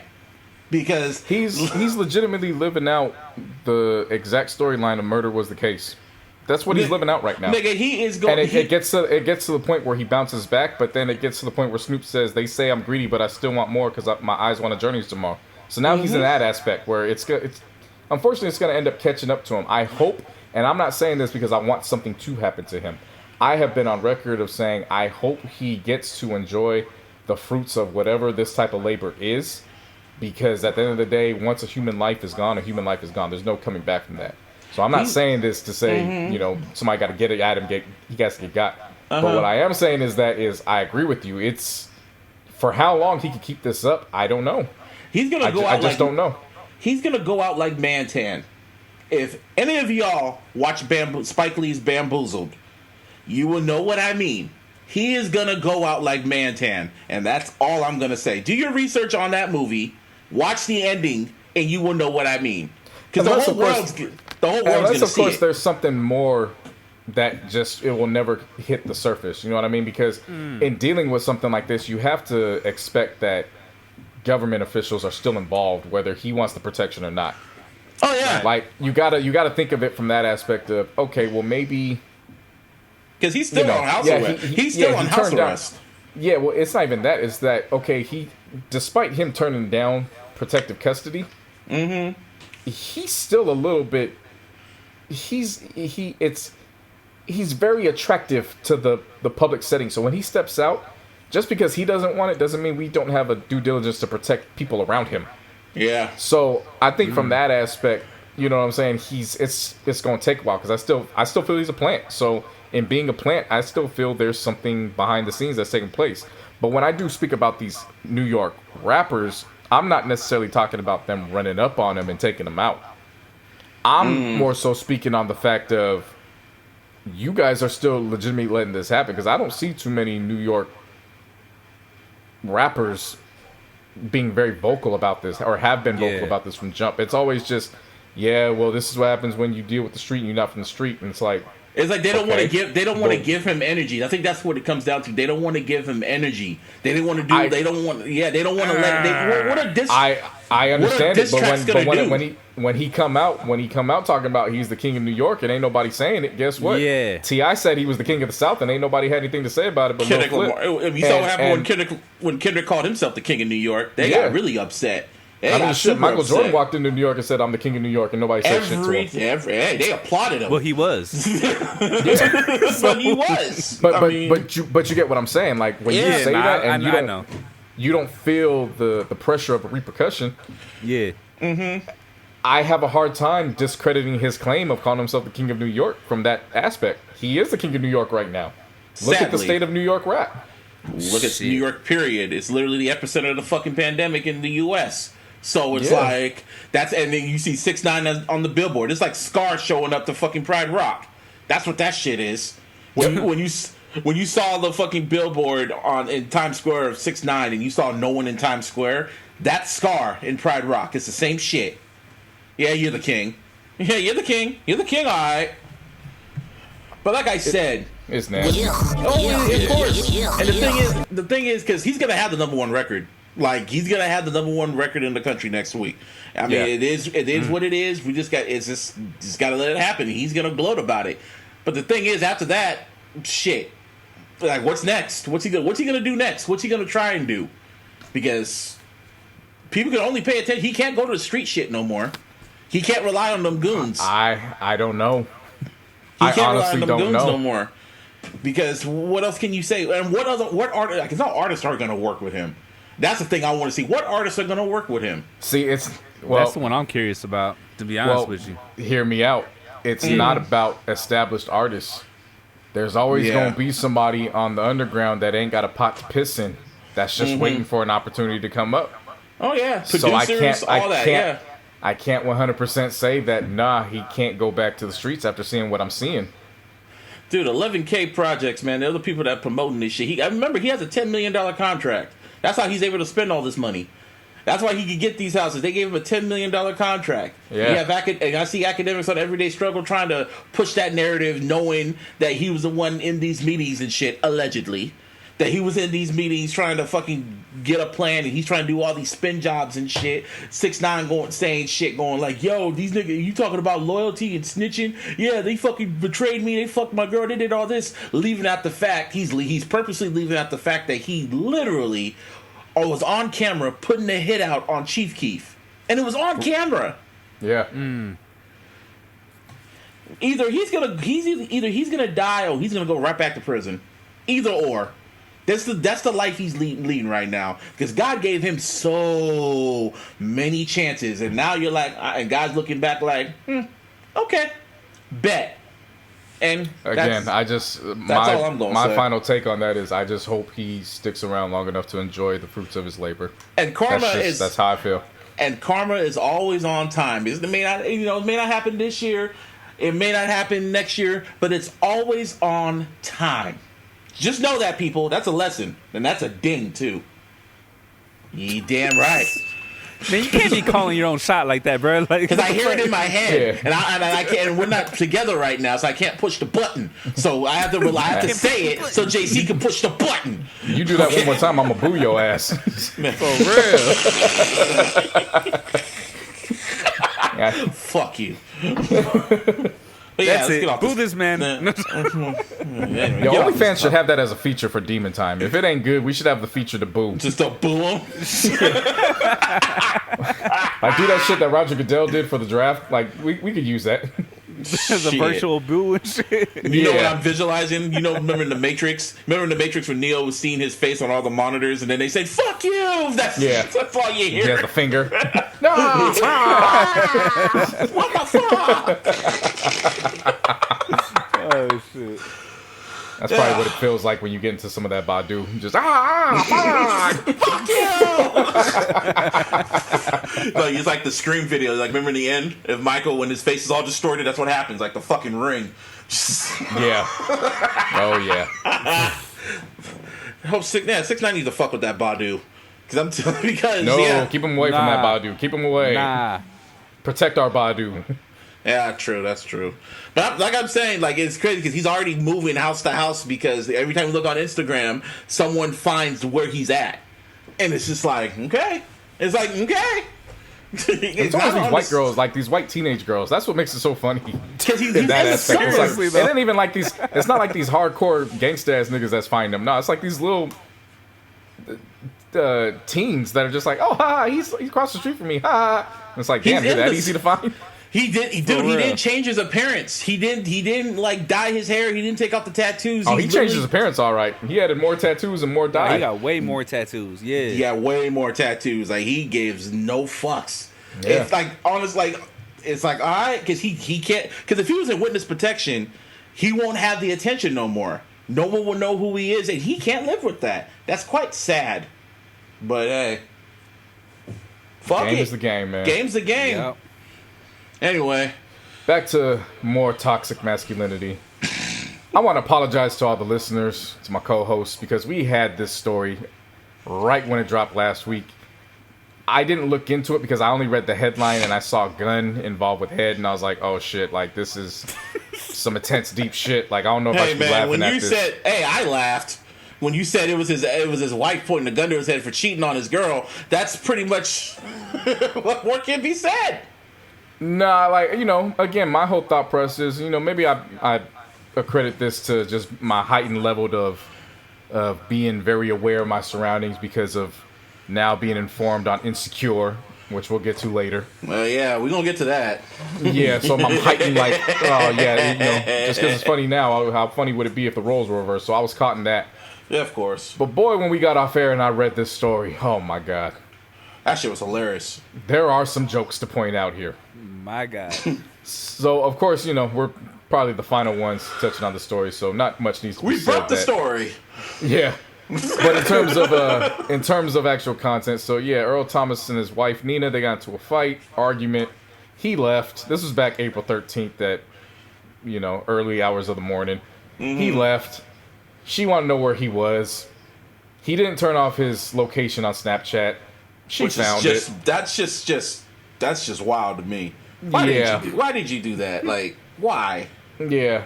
I should reach out to Prim's Hood Cinema so he can narrate this. He would have some good narration. She found him. Typical nigga shit. Yeah. So, but what made this more funny to me was she's a Stay Ready All-Star. And not only is she a Stay Ready All-Star, but her girls are Stay Ready All-Stars. Because, again, this is in the wee hours of the morning. You mean she just makes 2 phone calls and they ready to go? It's on. Let's go. Of course. That's what your homegirls do, man. They always stay up and they're ready to go. And they were probably ready for this moment because they knew he was going to fuck up. Yeah, she grabbed his 9mm and one of her homegirls grabbed the knife and they went out and they looked, and when they got there, he definitely was in bed with a woman. And I don't know if the reports are saying that his brother was in bed with him or it was just how they worded it where they were in bed with women, but there was 2 separate areas. Probably separate areas. They were there and they was... Yeah, but then it was orgy fest going on, but it went sour. She claimed that she pulled the mag out, but she didn't realize that there was still a bullet in the chamber. Yeah, in doing that, he was able to pull the gun away from her, and this dude ran out the house damn near butt ass, and she went chasing him. But then it leads to, this is where I paused the jokes for a minute because I'm like, this could have really been so fucking ugly with the next step. Because of what's going on still with police brutality and people taking the law into their own hands. Because as they ran out, they both have weapons in their hands, and the police are there waiting on them. Like, this could have went so bad in one instance. Like, a tenth of a second, it could have been a whole different story. But it didn't, and the jokes are going to fly. So let's keep joking. Thank God it didn't. So let's keep joking. So they were detained, questioned. Of course... How do you morally, Earl was in the wrong, but he didn't commit a crime, so he was let go. But Nina was charged with burglary of a residence with intent to commit aggravated assault with a deadly weapon and family violence. Her 2 friends were, of course, arrested because one of the friends had a knife and was waving it at the women, talking about, we gonna get you hoes if you make a move. So they got. Sounds like some scene from Set It Off, man. This shit sounds like some shit from the Boondocks. That too. Hold up. Speaking of Boondocks, let's play that now. Oh, yeah. Oh, you got the shit ready to go, huh? Powerful niggardry at work here. Yeah, it was real powerful niggardry. Oh, yeah. Oh, yes, it was. So, in addition to that, Nina also had an emergency protective order put on her, and she had to stay 200 yards away from both Earl and the alleged mistress. And in the midst of all this, because again, when we were recording, Earl Thomas was trying to get ahead of the story. He went to social media, said there's some stuff that's going to come out. Pray for us. We're in the process of reconciling. And everybody thought he was in the wrong, so they were killing him. And then come to find out he was the one with a gun to his head. And women still thought that he, wouldn't have. And it was like, all right, that's a running theme we'll get to eventually. Oh, yeah. In the midst of this, though, like, can we... I mean, I know cheating is wrong. And, we don't want to praise it, but can we give him a round of applause for the fact that not only did he get away with it, but he got a diamond pendant out of this from Nina for his birthday? Like, I mean... Toxic masculinity juice, man. That shit was overfloweth like it was, the first Sunday of the month and it's communion. Oh, my God. I mean, hey, man, you got away with it. Him and Tristan Thompson. Yeah. God. Oh, hold up, dog. Let me air the horns for Tristan Thompson, man. Because that's different. That's just different. That's just stupidity on Chloe. Chloe, are you dumb, stupid, or dumb? Huh?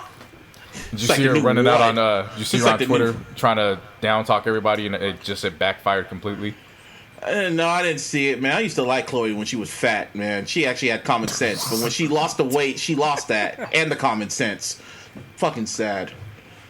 I mean, you can tell the first person she went to was French Montana, so Yeah. Game is the game. Game's the game. I don't know what to say about that. Like that, it's just that is what it is. She thought she had the Badu, man, but I don't know what's the opposite of the Badu. What's the opposite of it? Yeah, I think she might got that can't do. Capital K. Capital K, dude. Gotta be spelled with a K too. Yeah. Keep it on brand. Nah, she went out on Twitter and she was talking about how I don't know why people want to be all up in my business, and I'm like, don't you have the #1 show on E? Because people are in your business. That's the whole point. It's called Keeping Up with the Kardashians. Like, The this doesn't make sense, Kardashians. but okay, all right. Huh? Yeah. Yeah. Yeah. Yeah. Yeah. That's all you can say about that story. Yeah. Like pretty much Kristen, just in Spark Notes version, there's a rumor that she might be knocked up with his baby. Again, after all the shit she did to Jordan Woods. Yeah. Oh, Yeah, my God. that was what she was clearing up on social media. She said these are all rumors. And I'm like, well, we'll find out for sure in about 2 months or so. Or just throw yourself down the stairs. Yeah. Damn, that's mean. That's mean. Oh, come on. Oh, no. Oh, no. That's mean. Man. That's mean. That's Oh, mean. no, I gotta clean that up now. I gotta play a couple sound bites, clean that shit up. Random shit. Yo, shut the fuck definitely up. that one. Boo this man. You're talking about Yeah. toxic masculinity. all that So I go full toxic, and it's too much for you. It's not even my full form, you fool. You fool. This isn't even my full form. You wanted it, so I gave it to you. So hey. And of course, Still the messed biggest, the most recent of toxic masculinity, Lil Boosie, man. Yeah, that's nasty. That's just a. This is dab. I'm not even gonna try to defend this. This is actually reaching legal toxic. Yeah. Like legalities, it should be involved with this. Legalities. Like this Yeah, shit is that's all real bad. Yeah, that's Yeah. basically all I'm gonna say about that. It's, Yeah, move on from that. It's nasty. I'm not gonna get Very. into it, but for those who have not heard about it yet, Lil Boosie went and did an interview, or he was It was just an on IG live. IG It was Live an just IG live talking. from like a month ago, or some shit. Yeah, and basically what he had said was he isn't gonna be raising no boys that turn out gay, so he went and got some, as he put, grown women, called them over, and they performed oral sex not only on his son but his nephew, and they are just entering their teenage years. Yeah, like Boosie's too south. He's too ghetto. He's too Yeah. ghetto. He is too Yeah. ratchet. This is normal for him. It's just normal He sees- for him. I appreciate the entertainment that Boosie brings. He moves like it's in two different settings, and one of those settings is he moves like it's still 2004, and the other setting is he moves like he's still in prison. Yeah. So pretty much Boosie. Unfortunately. I mean, remember when 6ix9ine went to jail? He wanted to do a movie, and he was doing a casting call for people that wanted to fuck the 6ix9ine actor in the ass on the movie. Hold up, And it what? was I like- didn't hear about this. Oh, Seriously, you didn't? Okay, all right. Me neither. Hold up. No, that's news. Hold up. Let me air the horns, man. Where did you get this news from? Oh, this was straight from his mouth. This is straight on his Instagram. This ain't no source. This was on his Instagram when 6ix9ine got locked up. Okay. He said, Really? yeah, he said he wanted to do the 6ix9ine movie, and he was looking for an actor to play 6ix9ine, and then he was looking for actors to play the inmates who were gonna fuck 6ix9ine in the ass. And that's when everybody was reading it, and they was like, "Yo, Boosie still think he in jail, man. Like, Wow. you gotta let that man breathe. Yeah. He still think Shit. he still think he dealing with the what is it, not the soda can, but what's the image that they got in prison with, and it's not dropping the soap, it's something else. I don't know because I never. Been I to forget what prison. it is, but it's you catch my drift. No, I don't, and I don't want to keep it. I don't want to know it. Yeah. No, I don't catch your drift. No, I don't want to know. Nah. Yeah, it's just None of it's that bad shit. all the way around. Yeah, no, it's again, there's no man. defending it. Yeah. At all. Yeah, not even gonna try to defend it. You Boosie can't badass. if you did try. That's though, not even but- toxic. Yeah, it's not even toxic masculinity. Like that's just toxic. that's criminal. Yeah, that's jail time, boy. That's just Yeah. home. That's just home for Boosie. Yeah. It's the second Somebody did this. home. Ugh. Yeah. Yeah, I had to hit fast real quick for that one. Oh yeah, something did this, all right. Yeah. But that ends our segment of toxic masculinity. I think what I'm gonna start doing, since we're recording midweek too, y'all ever peep out the 6 Brown Chicks Twitter handle? Yeah. The Wednesday Wisdom. Yeah, when those DM confessions and shit. Yeah, I think I'm gonna have to bring like 2 or 3 each week. Those be really entertaining, man. I don't even want to call them a guilty pleasure. I'll be all up in the comments reading them shits. Those shit's hilarious. Be funny, man. People just be confessing anything. Yeah. Anyway, woman talking about how just met a guy on Tinder. He said he loved me 3 weeks in. I moved out. I sold my place and I moved in with him. Come to find out, he in the garage living with his mama. Help. It's like, what you need help for? What the fuck you need help? You know what to do. Why would you confess that, first of all? Second of all, how did you not know the mom was in the basement? It's like on some fucking horror movie shit. Like, huh? No. He was in the basement of his mama's place. Yeah. Yeah. All right. Yeah. I like those stories, man. I think I'm going to have to bring a few more on during the week. Anyway, especially now because we enter in the final week of The Last Dance. I was going to keep it on toxic. I was going to say if you were going to talk about what triggered your ass this week. Oh, no, we'll get there. But The Last Dance, this is still some toxic. Michael Jordan, you got to see toxic Michael Jordan in these episodes 7 and 8. I mean, that was just normal to me. I don't know what Jordan was tripping about. I was like, he was scared that people would look at him. I was like, what are you talking about? You wanted to win the game by any means necessary. So if you have to be an asshole. I subscribe to this type of toxic masculinity. Don't get me wrong, but it's still toxic nonetheless. You know what I'm saying? Anytime you look at your teammates and say, make the free throw, ho. Like, you just, as a grown-ass man, you're not going to... He had to say, make that free throw, ho. Like a damn Ludacris song. And then he told him, you ain't talking to that shit out your mouth today, huh, ho? Like, nah, as a grown-ass man, you got to fight me now. Like, no, that's not flying. Yeah, nah, I don't give a fuck how many Jordans you sold. I'm going to whoop your ass. Yup. Make that, and he probably would like it. He would probably like it. Oh, yeah, man, ho. I like how you hit me, ho. I mean, shit, he liked it when Steve Kerr shoved him and he punched him in the face. He said that's how he respected Steve Kerr. So, nah, I don't put it past him. Definitely. Make that free throw. I rewinded that part so many times. Make that free throw, ho. So that was in 98. Like, damn. This is before Ludacris and all them. Like, this I'm how surprised he Lil talks. Jon didn't sample that shit. Make that free throw, ho. Make that free throw, ho. Or Juicy J. Or that part where he looked at that dude like, shh. When he looked at the dude like, shh. And he said, and he put the 2 fingers through his eyes. Oh my like, God, focus. I need that as a GIF, man. Just He was stare like, that nigga down, just shh. Look at me. I'm focused, man. Tell Steve to holler at me, man. No, yeah. Tell Jeff to what was the GM's name? I'm talking about Steve Kerr. Tell Steve to holler at me, man. Oh wow. You could do it with anyone of us. Tell Pip to holler at me, man. Tell Jerry to holler at me, man. Yeah, but these 2 episodes, episode 7, the last 2 minutes of episode 7 just personified. They should have saved that for like the last episode, because that literally personified who Mike. Well, again, we said it last week, but his competitor nature, about why he is so focused, man.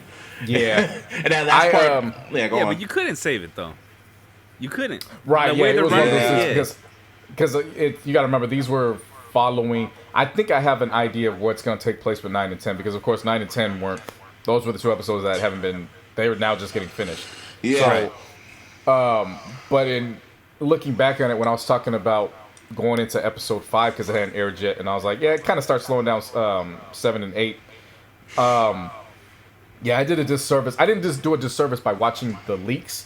I did a disservice by binging them all at once, because it gets later in the evening, so you're like, okay, I kind of get it. Nah, when I rewatched this live with everybody else, I was like, yo, there's some stuff I was missing, because I don't remember this part, and I'm very intrigued with it. Like, this is... 5 is still my favorite, but that part in the ending, like you said, of episode 7, those last 2 minutes, I think that for sure is my favorite part of this whole docuseries. Like, he's just... I could never love doing anything that passionately the way he talked about winning. And I have no problem admitting that or saying that. Like, I can never be as passionate about anything as he was about winning. He was so deranged about winning. Period. Just winning, just the form of winning. And he said, and then he got so emotional. He even said, if you don't want to play like that, Don't play like that. And then he goes, brick. And it was, but it was what he said before that. If it was what he said before that too, where it was like, if you're telling me I'm wrong, this and that, okay, fine. But then that tells me you never won in life. And I'm like, shit. That tells me you never wanted anything. He said like, it so nonchalantly. Said it so nonchalantly. I gotta hear the horns for that one. It was God just damn. But it just reminds me, because that's what Kobe would say. Kobe would literally say the same shit. Didn't he say that in his Muse Showtime special? He said something similar. It was just like him and Jordan, same beast, different animal. Same shit. Yeah, they cut from the same cloth. Literally. Yep. And then y'all still have to fix the nerve to say LeBron is better. And it's just like, okay. Even though LeBron was literally like co-signing everything Jordan was saying. But, you know. And that was the funny thing too was LeBron praising MJ. And 3-6 Mafia being so confused about what to do. Like, they were legitimately stuck, and it was like, did you expect this man to come up and boo him? Like, and talk shit about him? Not serious. Or not say nothing. It wasn't going to happen. He looked up to Mike. As did basically everyone. You know what I mean? Yeah. Yeah. I mean, yeah. It was just crazy seeing, they were talking about, you know, the asshole Mike, and they were saying, like, yeah, I'll be scared to go up to him, even if we lose the game. No. This is what I'm going to get up to. B.J. Armstrong, bring your ass to the stand. Somebody did this. That story was funny because he was going like, what team was he on again? The Hornets, right? The Hornets, yeah. Yeah, he went. Yeah, he got to the Hornets after he was with the Bulls. Was it the playoffs? Was he in the playoffs? Yeah. So this is the '98 playoffs. This is with the semifinals. Yeah. So he was like, yeah. So I already knew what Jordan was going to do. So I did that. I started scoring on him. He was like describing everything. And then he was like, yeah, I had my moment. And then looked at the fans. I looked at the bench and shit like that. And I was just like, yeah. But, you know, Jordan had to be Jordan. But I wanted my moment. Yeah. and it was just hilarious. And then you just cut to Jordan. And then I will never forget this look. The look on his face when he was sitting there. With his hand over, like sitting like Malcolm X. That's how I'm describing it. Sitting like Malcolm X, looking at the highlights, not saying a word, just giving that death stare. And I was like, I was scared for him. I was like, uh-oh. I mean, shit. When you see the next damn scene after that, of course. Next scene, he's sitting in there with a fucking cigar lit in the locker room, just swinging a Louisville Slugger baseball bat. Just, for real. You think I should be mad about the loss? I ain't mad. I ain't tripping on that shit. He's just so calm. Just goes with the game. He's just easy to talk shit when you up by 5. Let's see what you do when it's tied 0-0. It's like, nigga, that's when the real man comes out. You would be a mass murderer if it wasn't for sports. He really would. He really would. Especially how he was spitting. How he was. This is him coming off of baseball, leaving from baseball, and he's just swinging it, just like no. This was '98 playoffs. Yeah. Oh, '98. Yeah. No, this was the last. Yeah, This was the final days. Yeah. Nah, this is just. Yeah. We should be mad. And then Ron Harper sitting in the background. I ain't mad. You mad? Nah, I ain't mad at all. It was so calm and it was spooky. And this game already happened, but you knew what was going to happen. It was like, uh-oh. Hold up. I ain't going to say you knew what was going to happen because I remember this shit in real time. When this shit happened, everybody was looking at it like, holy shit. Yeah. Is Jordan really going to lose right now? I know, yeah. but the behind the scenes shit, just what Jordan, how calm Jordan was, and just but as a fan, we didn't see none of that. You know what I mean? Of course. None of that shit was out there. But I'm talking about like as a fan, I remember this shit happening. Like we were watching, me and my cousins were watching that game, and it was just like, oh my God, Glenn Rice. Oh my God, fucking B.J. Armstrong is lighting it up. What the hell? Who is this? You know what I mean? And because you got to remember, this team wasn't the Nets that they played the round before. Yeah, this was a mentally tougher team. Like they had just gotten, I don't want to say they just gotten Anthony Mason, but Anthony Mason wasn't on the Knicks anymore. He had went over to the team, so they had some mental toughness that they were dealing with to combat them.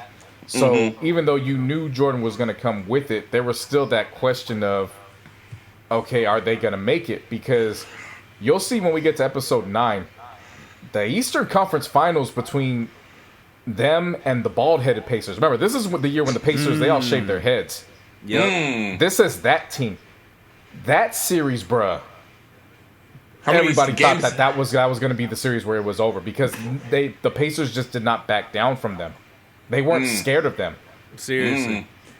And But this that's is the just- Pacers. This is the Pacers team we talking about with Reggie, with Damn, Mark yeah. Jackson. I Was think Mark was it Jackson, Phil Jack- Chris was it- Mullin, Was it? Rick and was Smith. it I think Jalen Rose was even coming off the bench at that time. wasn't Larry Bird the coach? Yeah. Yeah, he was. I remember that. I do remember Yep. that because they did take the Bulls to their limit, but then the Bulls Yeah. just won. Curb stomped them as always. No, it wasn't no But- curb stomp. That was Game 7. No. Yeah. I know, but it's like when they win, it's like a curb stomp. So with the Bulls, Yeah, it was the complete opposite. So to put in perspective, their Game 7 was like our Lakers Game 7 against the Blazers in 2000. They were down by 13 at one point, and then they came back and won, and they went to the finals. That's the best way to put it. It's Carmelo damn. would've As I'm saying that, wow, Jordan's last conference finals was how Kobe's first conference final or his first advancing past his conference finals went. Wow. I know. See, that's why you got. That's why I always say Kobe and Jordan are like one and the same. They're like 1A, 1B. That's what they. It's not 1 and 2. Yeah, so LeBron is number 2. It's Kobe and Jordan. It's 1A and 1B. So I'm just saying. Just saying. In my eyes, that's how it is. But yeah, then also, what else were they going touching on? They were touching on when. Well, when they started that episode off, like Jerry Krause, he opens up with the post game postseason presser. And he gets asked one question. He goes, "There ain't no backstabbing," and then he walks away. And as he's walking away, you can just picture the Penguin like just walking away. It's like, damn, he really was that short. Yep. And that's coming from somebody that's coming from somebody that's 5'6". You know what I'm saying? Like, Right. he was barely above the podium short. Like, damn. Yeah. And I then can the funny imagine thing like was- his shoes squeaking and shit as he's walking away. Yeah. Like, damn, you really got that little man syndrome. Shit. Like, he walked away, and then I remember the reporters just looking at him like, nice job, Craig. Literally. And the fucked up thing was, he called the presser. Yep. He called the presser himself, answered one question, got pissed off because he didn't like it, and then just walked off. And it was like, oh, all right. Well, you're the one that keeps saying that you're the one that's gonna break up the damn team after the season, win or not. So yeah, stupid, huh? But of course, I feel these two episodes are the most emotionally charged Oh yeah, because of course, focuses on his the dad. death of his father, Yeah. him going Baseball. back and baseball, the transition of dealing with that. Let's talk about Sports Illustrated fucking up their bag the rest of MJ's mortal life. Yeah, what did they? All They because wrote like an anti-article saying that Jordan sucks at baseball. Period. No, or they some didn't shit? say he sucked at baseball. They said he's everything wrong with baseball. Well, yeah, They that's said worse. he's hurting baseball. Yeah, Like, and his Edge. his thought process was, I mean, I was there. You could have interviewed me if you wanted to. Like, I could have told you where I was coming from, but you didn't do it. So, since you don't want to do it, fuck Sports Illustrated.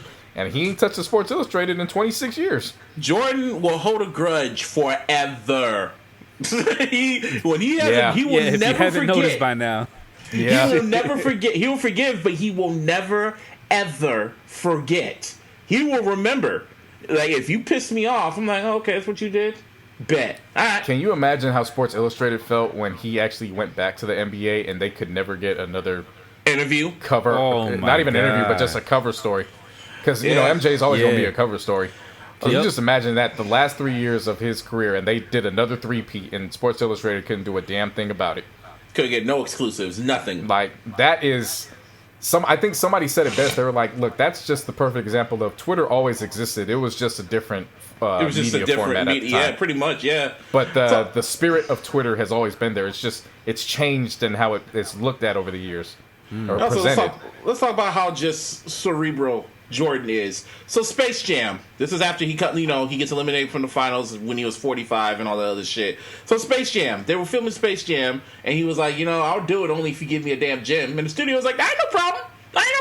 Built a whole fucking gym outside the yacht Yeah, and shit built like a that. fucking quarantine hub as a gym. For real. Well, he could just work out and play basketball. So then he was just like, you know what? I need to really just fill out everyone. So, so he called a whole practice of a who's who of just NBA players from Rodman to Reggie Miller to fucking, who else was there? The niggas you see in Space Jam that took all the powers and shit. Yeah. Like, they all show up, and it's just like, and Jordan was just like, they just played pickup games, skins versus blouses. Yep. You would say blouses, though. Yeah, that's what it is. And then Jordan was just scouting them. And I'm sitting there like, why would you come here knowing this man's about to come back and take y'all's souls again? It's like Thanos. No. Like, Jordan was Thanos. In the NBA, during his run, he was literally Thanos. And he just, the only one it worked out for was Dennis Rodman, because Dennis Rodman wasn't on the Bulls at that time. Yeah. That's the only one it worked out for. Yeah, I was kind of mad because Netflix, they were talking about Space Jam, and Netflix took off Space Jam. I was thinking about watching it. I was like, oh, y'all took it down? Ain't that a bitch? But we do have one thing that these streaming babies don't have, and that's that soundtrack. Yeah, I still got the physical somewhere in my room. That soundtrack, again, I've said it before, I said it again, it's one of the greatest soundtracks of all time. It's it's literally perfection. It literally is perfection. The right songs, including the one He Who Shall Not Be Named. Yeah, that nasty ass song is still a. It is what it is.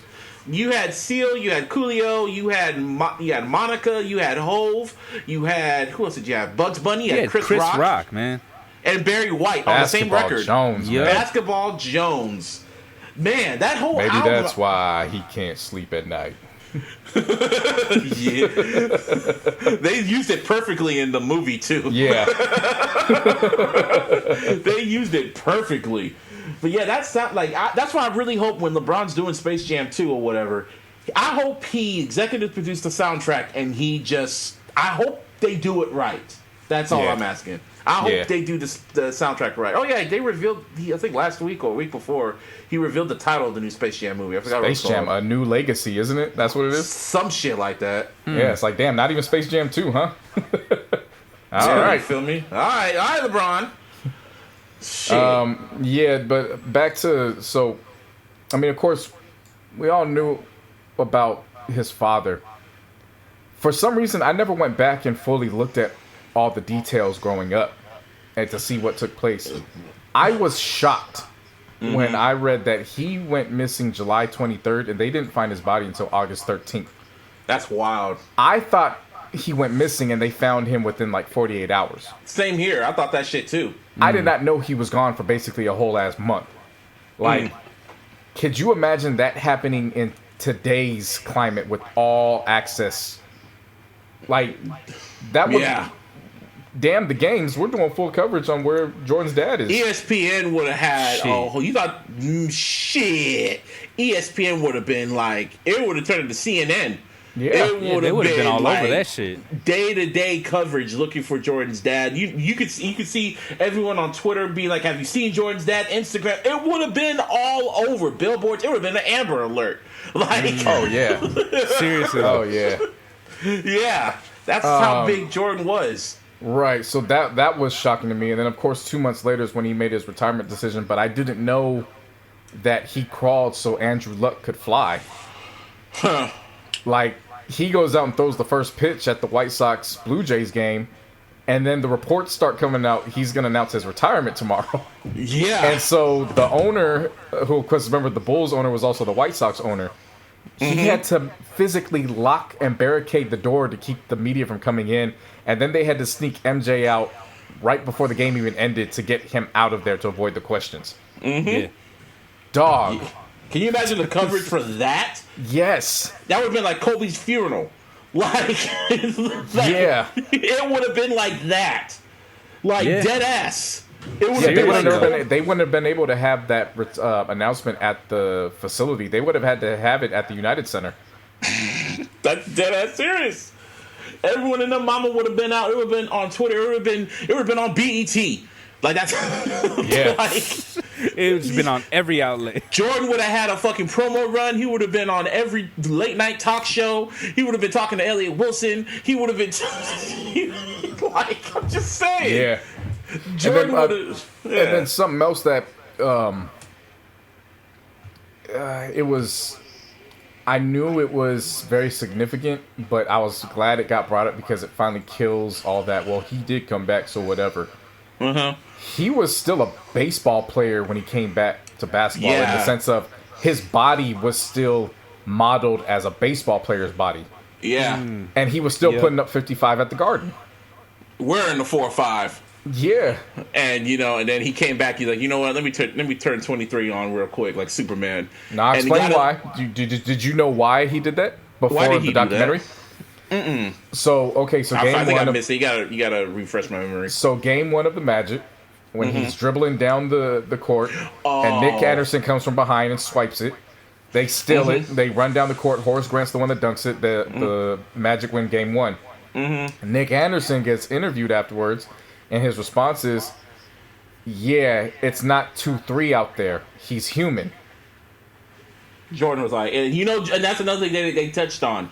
Jordan will get that energy. He'll find it somewhere, or just some shit you said, or just anything, and he'll find that energy to whoop your ass off some shit you said to him. Yeah. For example, some dude came up to him after he beat Jordan, or like he won Jordan. I forgot who it was, but came up to Jordan and said, "Hey, good game, Mike." Jordan was like, "What?" And then he used that energy and said, "You know what? He got 37 points on me. He had 31 points on me. Okay, I'm going to get 31 points in the first half." So the next game, he put up 20. He put up 31 points in the first half. You talking about LeBradford Smith? Yes, which I thought was like a funny premonition to LeBron James just off of the names alone. LeBradley Smith. It was LeBradford Smith. LeBradford's. Because LeBradford Smith was kind of he was a first round pick, but he was kind of like a here today, gone tomorrow type of pick. Oh God! Wow, he just so happened to have that kind of night where he couldn't miss. There's a lot of significant little things you can pinpoint too. Jordan wears 23. He couldn't hit shit that night. LeBradford Smith was having the night of his life. He wears 22. Just little things where it's like 23 is more than 22, but 22 had that night. And the fucked up thing about it was the Bulls still won that game by 5, so it wasn't like they lost. But Jordan just had a bad night, and then he went up to him and said, "Hey, Jordan, good game." And Jordan was like, "What?" So he took that as disrespect. So so the Bradford had, I think, 36 or 37 that game. 36 and then Jordan came out and said, "I'm gonna have his entire point total in the first half," and proceeded to just do that, embarrass this kid. And the fucked up thing about it was they said years later they asked Michael if that story really happened, and he goes, "No, I made it up." And that was just literally like he finds his muse somehow. Yeah, he just has to create something to just figure out how to kill you. It's not even about beating you. He has to embarrass you in front of the world. That's what I'm saying. If it wasn't for sports, he would be a mass murderer. You thought, yeah, he really would. And he'll get away with it too. He'll be on some Dexter shit. Yeah, this would be he'd be the Black Dahlia killer. Yeah. It's not even just about killing. It's like, okay, now I'm going to leave you clues permanently so you figure this shit out. Like, yeah, he'll be on some Zodiac shit. Yeah. Like, we were talking about this, me and Jay. It's like, Kobe was a sociopath. Jordan was psycho. So. Yeah. Man. Love that guy, though. One of the greatest of all time. Easy. Him and Kobe. Rest in peace, Kobe. But Michael Jordan. Man. I loved Gary Payton's involvement with it too. Because Gary was right. George Karl's always on the wrong side of history. I don't know if you know much about George Karl, Busby, but he's always on the wrong side of history. I was thinking this exact same thing as I was watching. I was like, damn, this guy just can't ever get a dub. So he doesn't put Gary Payton on MJ until Gary says, "Fuck this, I'm doing it myself" in Game 4 on the rest of the series. And then in the All-Star game, he doesn't play Kobe in his first All-Star game in the fourth quarter. To which Kobe then says, which Kobe made a vow to the rest of his career, and he said, "Anytime I go up against George Karl, I'm embarrassing his team." And he fulfilled his promise every single time. That Nuggets team in 2009, George Karl was the coach. And then Kobe just had the fucking Kill Bill. Dude. Yeah. Yep. So he was on the wrong side of history with that. The whole situation with DeMarcus Cousins, he was on the wrong side of history with that when he was coaching the Sacramento Queens. And I think Martine helped me. There was one other situation where he was just like completely. Oh, the fucking book when he was done coaching with the Nuggets. Remember that tell-all book, Martine? Oh, where he threw Carmelo under the bus. Yep. Yeah, he's just always on the wrong side of history. And the funny thing about it is, we actually drafted his son Colby, and his son actually, he was kind of like that G leaguer, and he would be on the end of the bench. Mm-hmm. But he was still, so he made such an imprint on the organization. He was actually the South Bay Lakers coach, the G League team. He was on that staff for a little while. So that was the funny thing about it too. Was like he was on the wrong side of history that involved the Lakers, but it was like, we fuck with your son, so he could stay. Wow. So pretty much in a nutshell, he's just always on the wrong side of history. Yeah, including with Jordan. Always. Yeah, Damn. and then Gary Payton, which I mean, you got to give your props to Gary Payton because he wasn't wrong. Like Jordan's last 3 games, he shot 22 for 60. Granted, they won, but if you think about it, the Bulls were up 3-0, and they couldn't finish them out those last 2 games in Seattle. Yeah. So you know what I'm saying, you got to give them their props for that kind of fight. This is how much of a psycho Jordan is, man. Gary Payton was going on like, yeah, I had to tire him out. I had to do this, to do that, and then they cut to Jordan watching it on the iPad. This motherfucker has a Vincent Price laugh. Yeah. Like, just laughs and said, "Nah, I had no trouble with the glove. Didn't want to give him no props. He was like, the glove. Yeah. I had no problems with the glove. He's over there talking about these last 3 games, and I was thinking about Father's Day. I didn't care about them games. Whatever. Yeah, seriously. I didn't care. But then you also got to remember too. This was at the time the NBA record year for them, the 72-10 year. Yeah. So again, going back to the soundtrack too. I mean, Jesus, the amazing. We talk about KRS-One. The gall to put that song, "Step Into My World Where There's Nobody But the Best." Mm-hmm. I am 1, 2, 3, 4, and 5. Like the music placement of that, just damn. You said there was other. I remember you said in the group chat, like, I guess you read somewhere that they wanted more music. So what happened was I actually did myself a disservice. Jalen and Jacoby have been doing the recap podcast episodes with the director. Wow. After the episodes. So the director himself is actually a major hip hop head. Like, I don't know if he's black or white. How's he sound? But he's a major hip hop head. Okay. And so what he was saying was, he's like, it's not enough to tell the story of all this. He goes, because at the base of this, the story has to be centered around the 98 season, because that's where all the footage comes from. Yeah. So we have to center everything around that. But in going back and telling the story, you can't really be successful telling the story to people that lived it real time, because at that point it's like, all right, you're retelling history. You got to make them feel it. And the way to make them feel it is you have to mentally take them back. And the only way to mentally take them back is to play records that were relevant at that time. That makes sense. And so what he was saying was, he goes, and of course, just finding music he said they were having board meetings about the music. Like, it wasn't just, okay, find some guy that could be the music supervisor. No, they were having votes on music, on where it was going to be placed, and not only where it was going to be placed, but the timing of it. Like the Beastie Boys song that played during Rodman's episode. Mm-hmm. He said we weren't going to do anything generic with the Beastie Boys. It had to be a certain song. It had to be certain ones, and it came down to the one they used or another one. And it came to a point where there's a part in the song where one of the rappers, he yells out "motherfucker," but it's that "motherfucker," and then it happens at the scene where Dennis Rodman's yelling in the crowd, so it syncs up with that.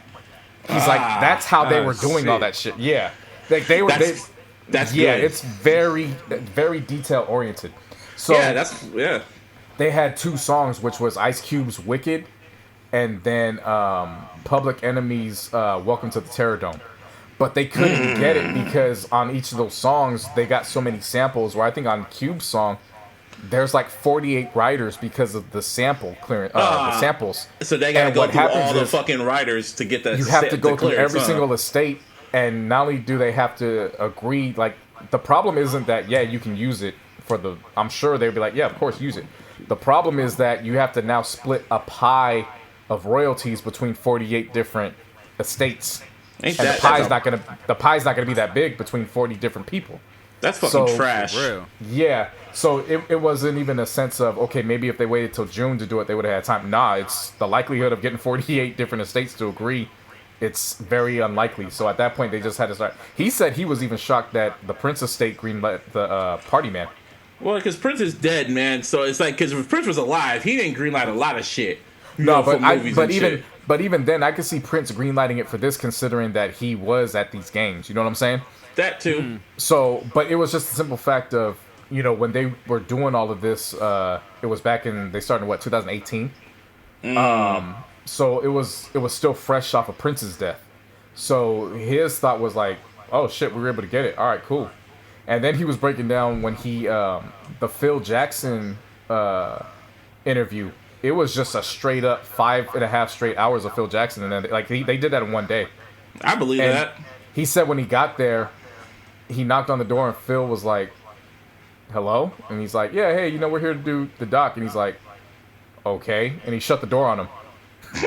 Because he was like, he didn't know what the extent of it was. And he goes, and then when they were sitting down setting up, that's when Phil was like really drilling him, like, okay, what books have you read? What research have you done? Because like he wasn't going to do it unless the director had did his due diligence and knew exactly what he was going to be talking about. Did his homework, once he gave him all the sources that he had researched, he's like, okay, let's do the interview.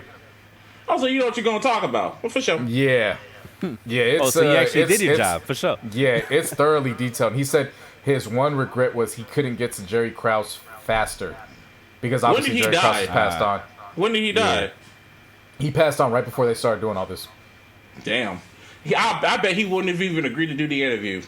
I think he would have. He probably would have. Because you got to remember, that would have been his time to shine and get it from his mouth. Yeah, and George still would have roasted his ass. Can you imagine Jerry looking for sure? Jerry Krause died. Let's see, when did Jordan get inducted to the Hall of Fame? 2017, 16 ish. Was it that long?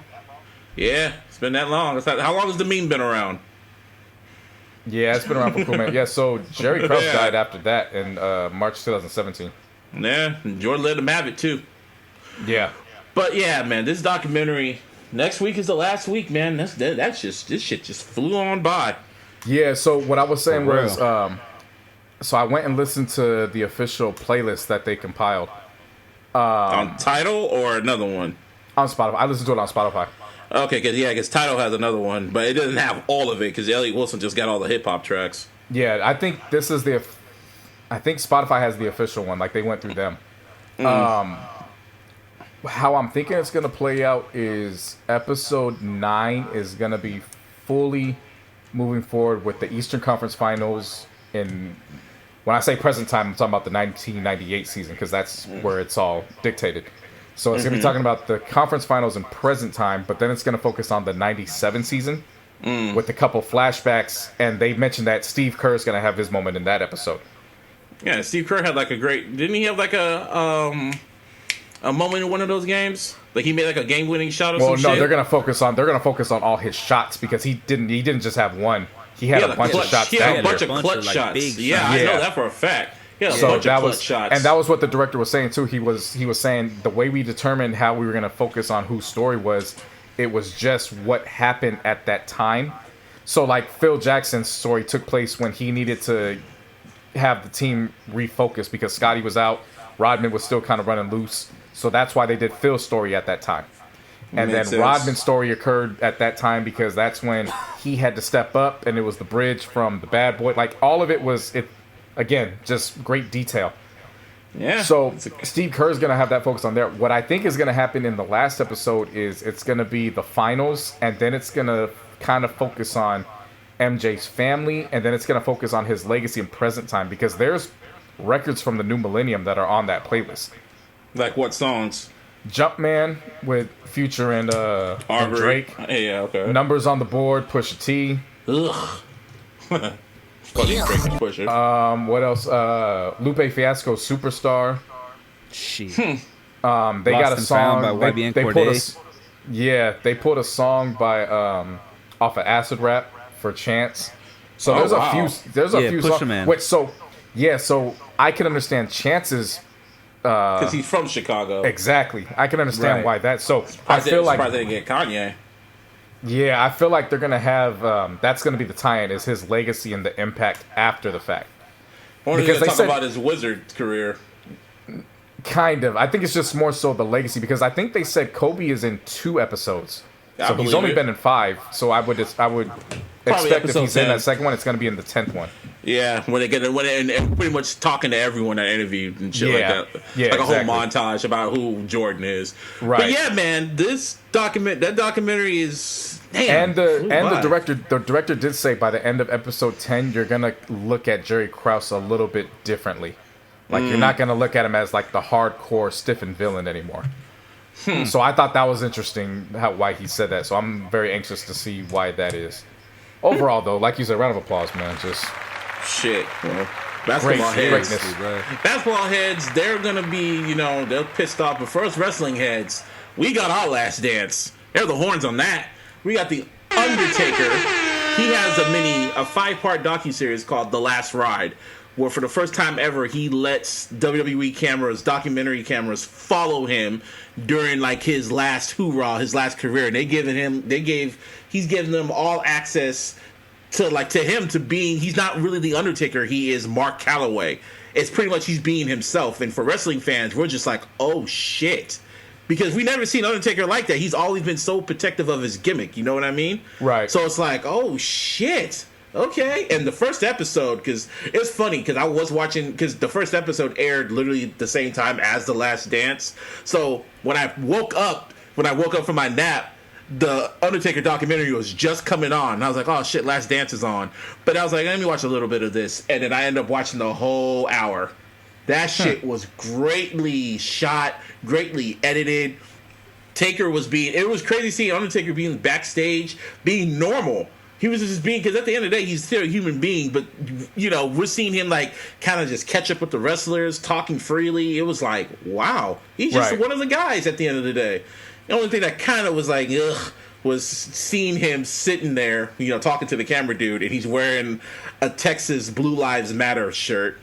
So, and it's just I saw a bunch of people talking about it, like, I'm not gonna watch MAGA Taker.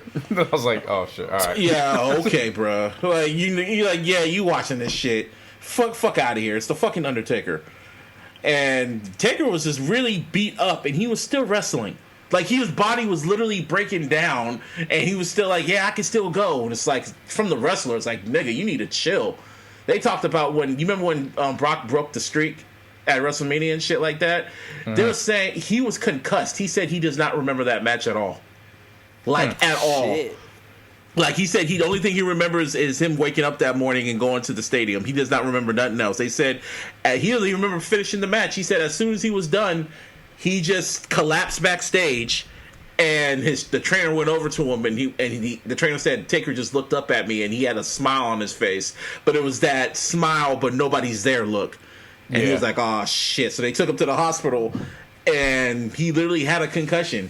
They said Vince literally left WrestleMania, because the show was still going on. He literally left the stadium to go be with Taker in the hospital. Wow. I was like, fuck. And he said he does not remember the match at all. Like, at all. He had to rewatch it.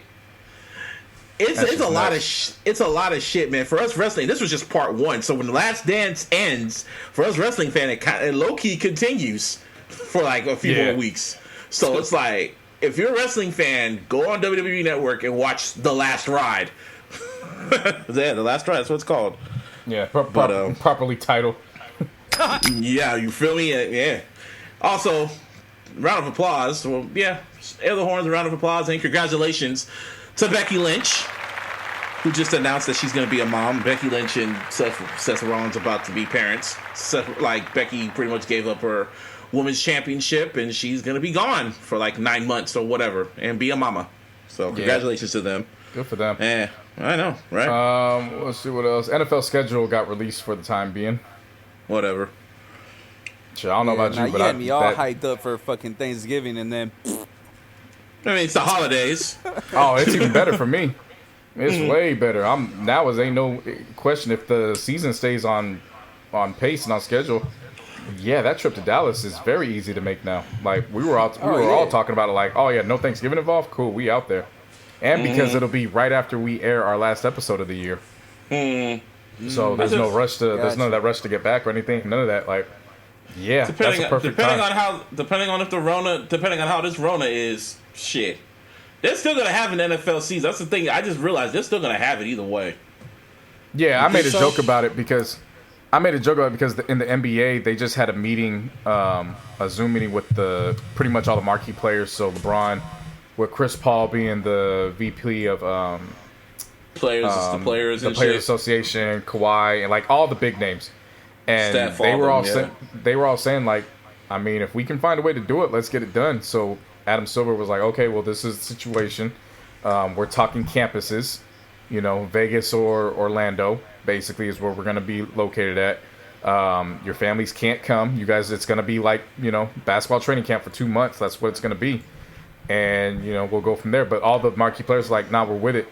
And one of my boys was like, damn, the NFL wouldn't even be close to taking any player input on that shit. And I was like, hell no. Roger Goodell would give them a poll talking about how, so do you guys want to play? And the options are yes, definitely, and hell yeah. Hell yeah. Or give me a hell yeah.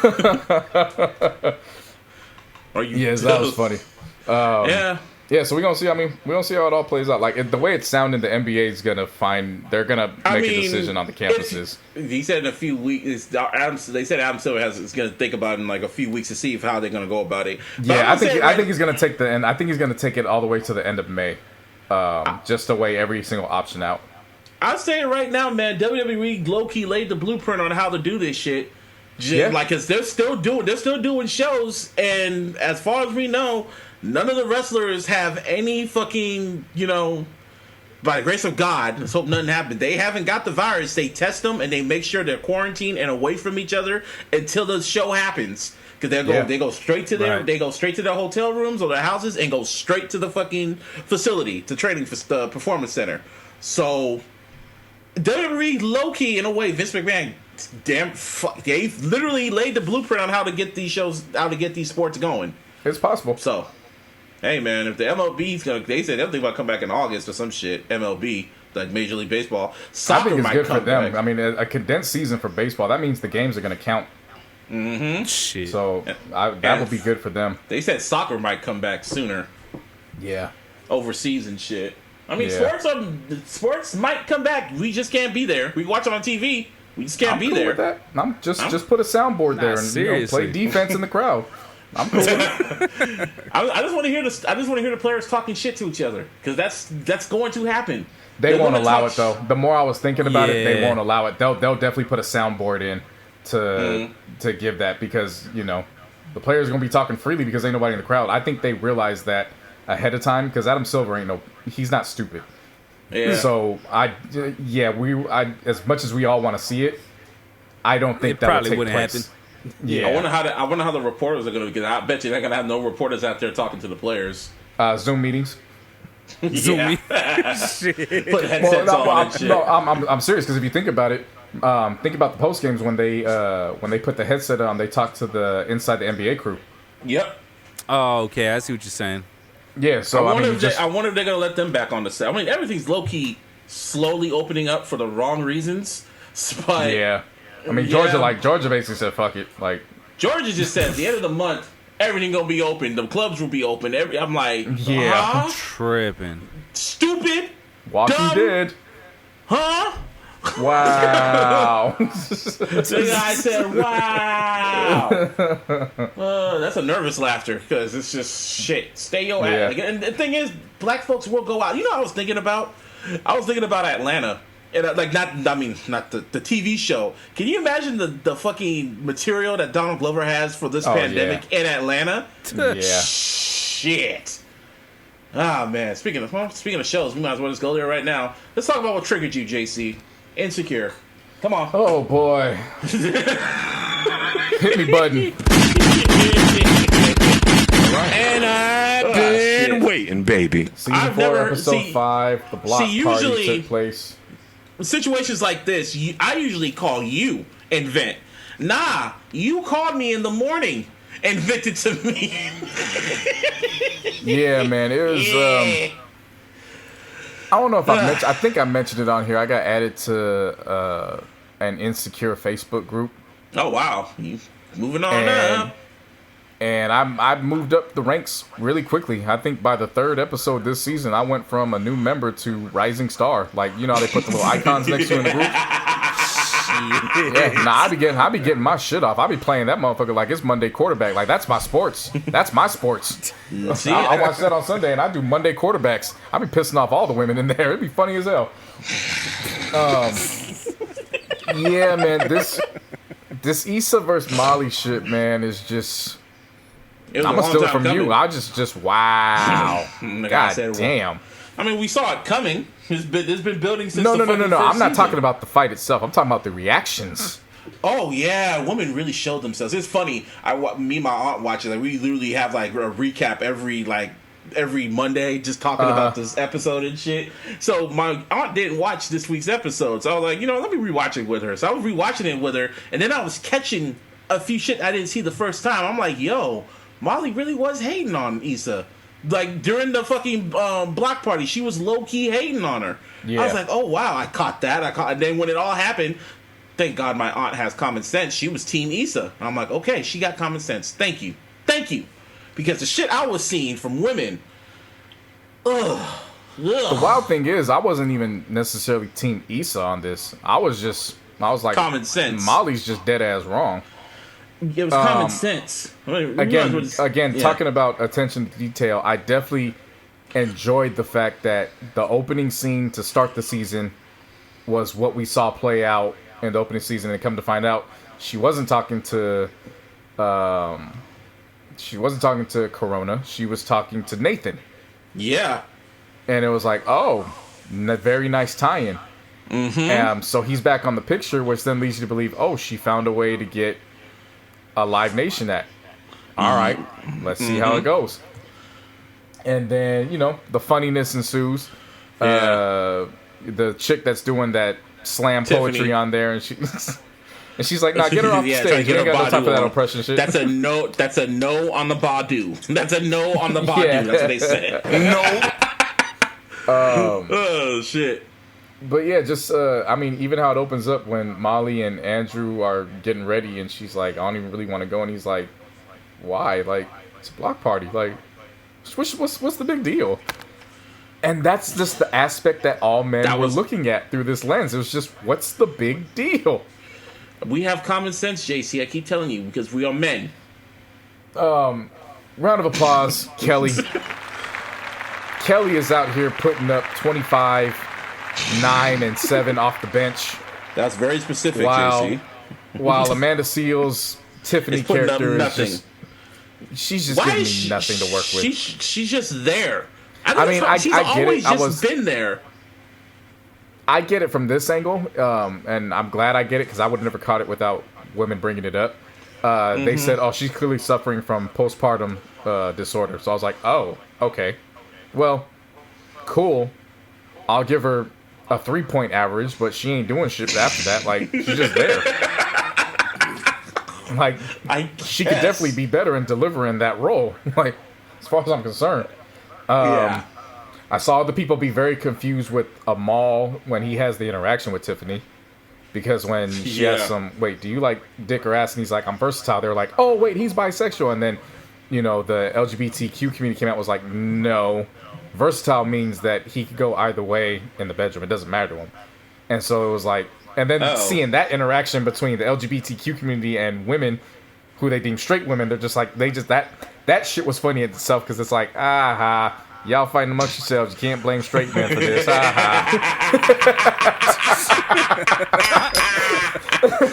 is why I want to talk about it during the toxic masculinity, because this shit. I mean, this episode pretty much towards the end, like, Issa figured it out. Like, she figured out how to get the party going. She figured out how to get a replacement for Schoolboy Q. She got Vince Staples. Martine, you'll love this. So even though D-Smoke wasn't in the episode, Sir and Zakari were on the episode, and they performed Mood. So that was dope. Oh, nice. But the headliner was actually Vince Staples. Yeah. Nice. You know what's been funny? You know what's funny? I told my aunt, because she's been, Netflixing since she's been out here. I was like, you know what you should watch? Because she saw Sir. I was like, you should watch Rhythm and Flow. She's like, why? Oh, nothing. Just watch and see if you catch it. Give And it then, a and, shot. then I said, as soon as you're done watching it, I'm going to give you tidbits on stuff. I'm going to give you just a background on who this person, who everything. Right. So you could be like, nigga, I said, wow.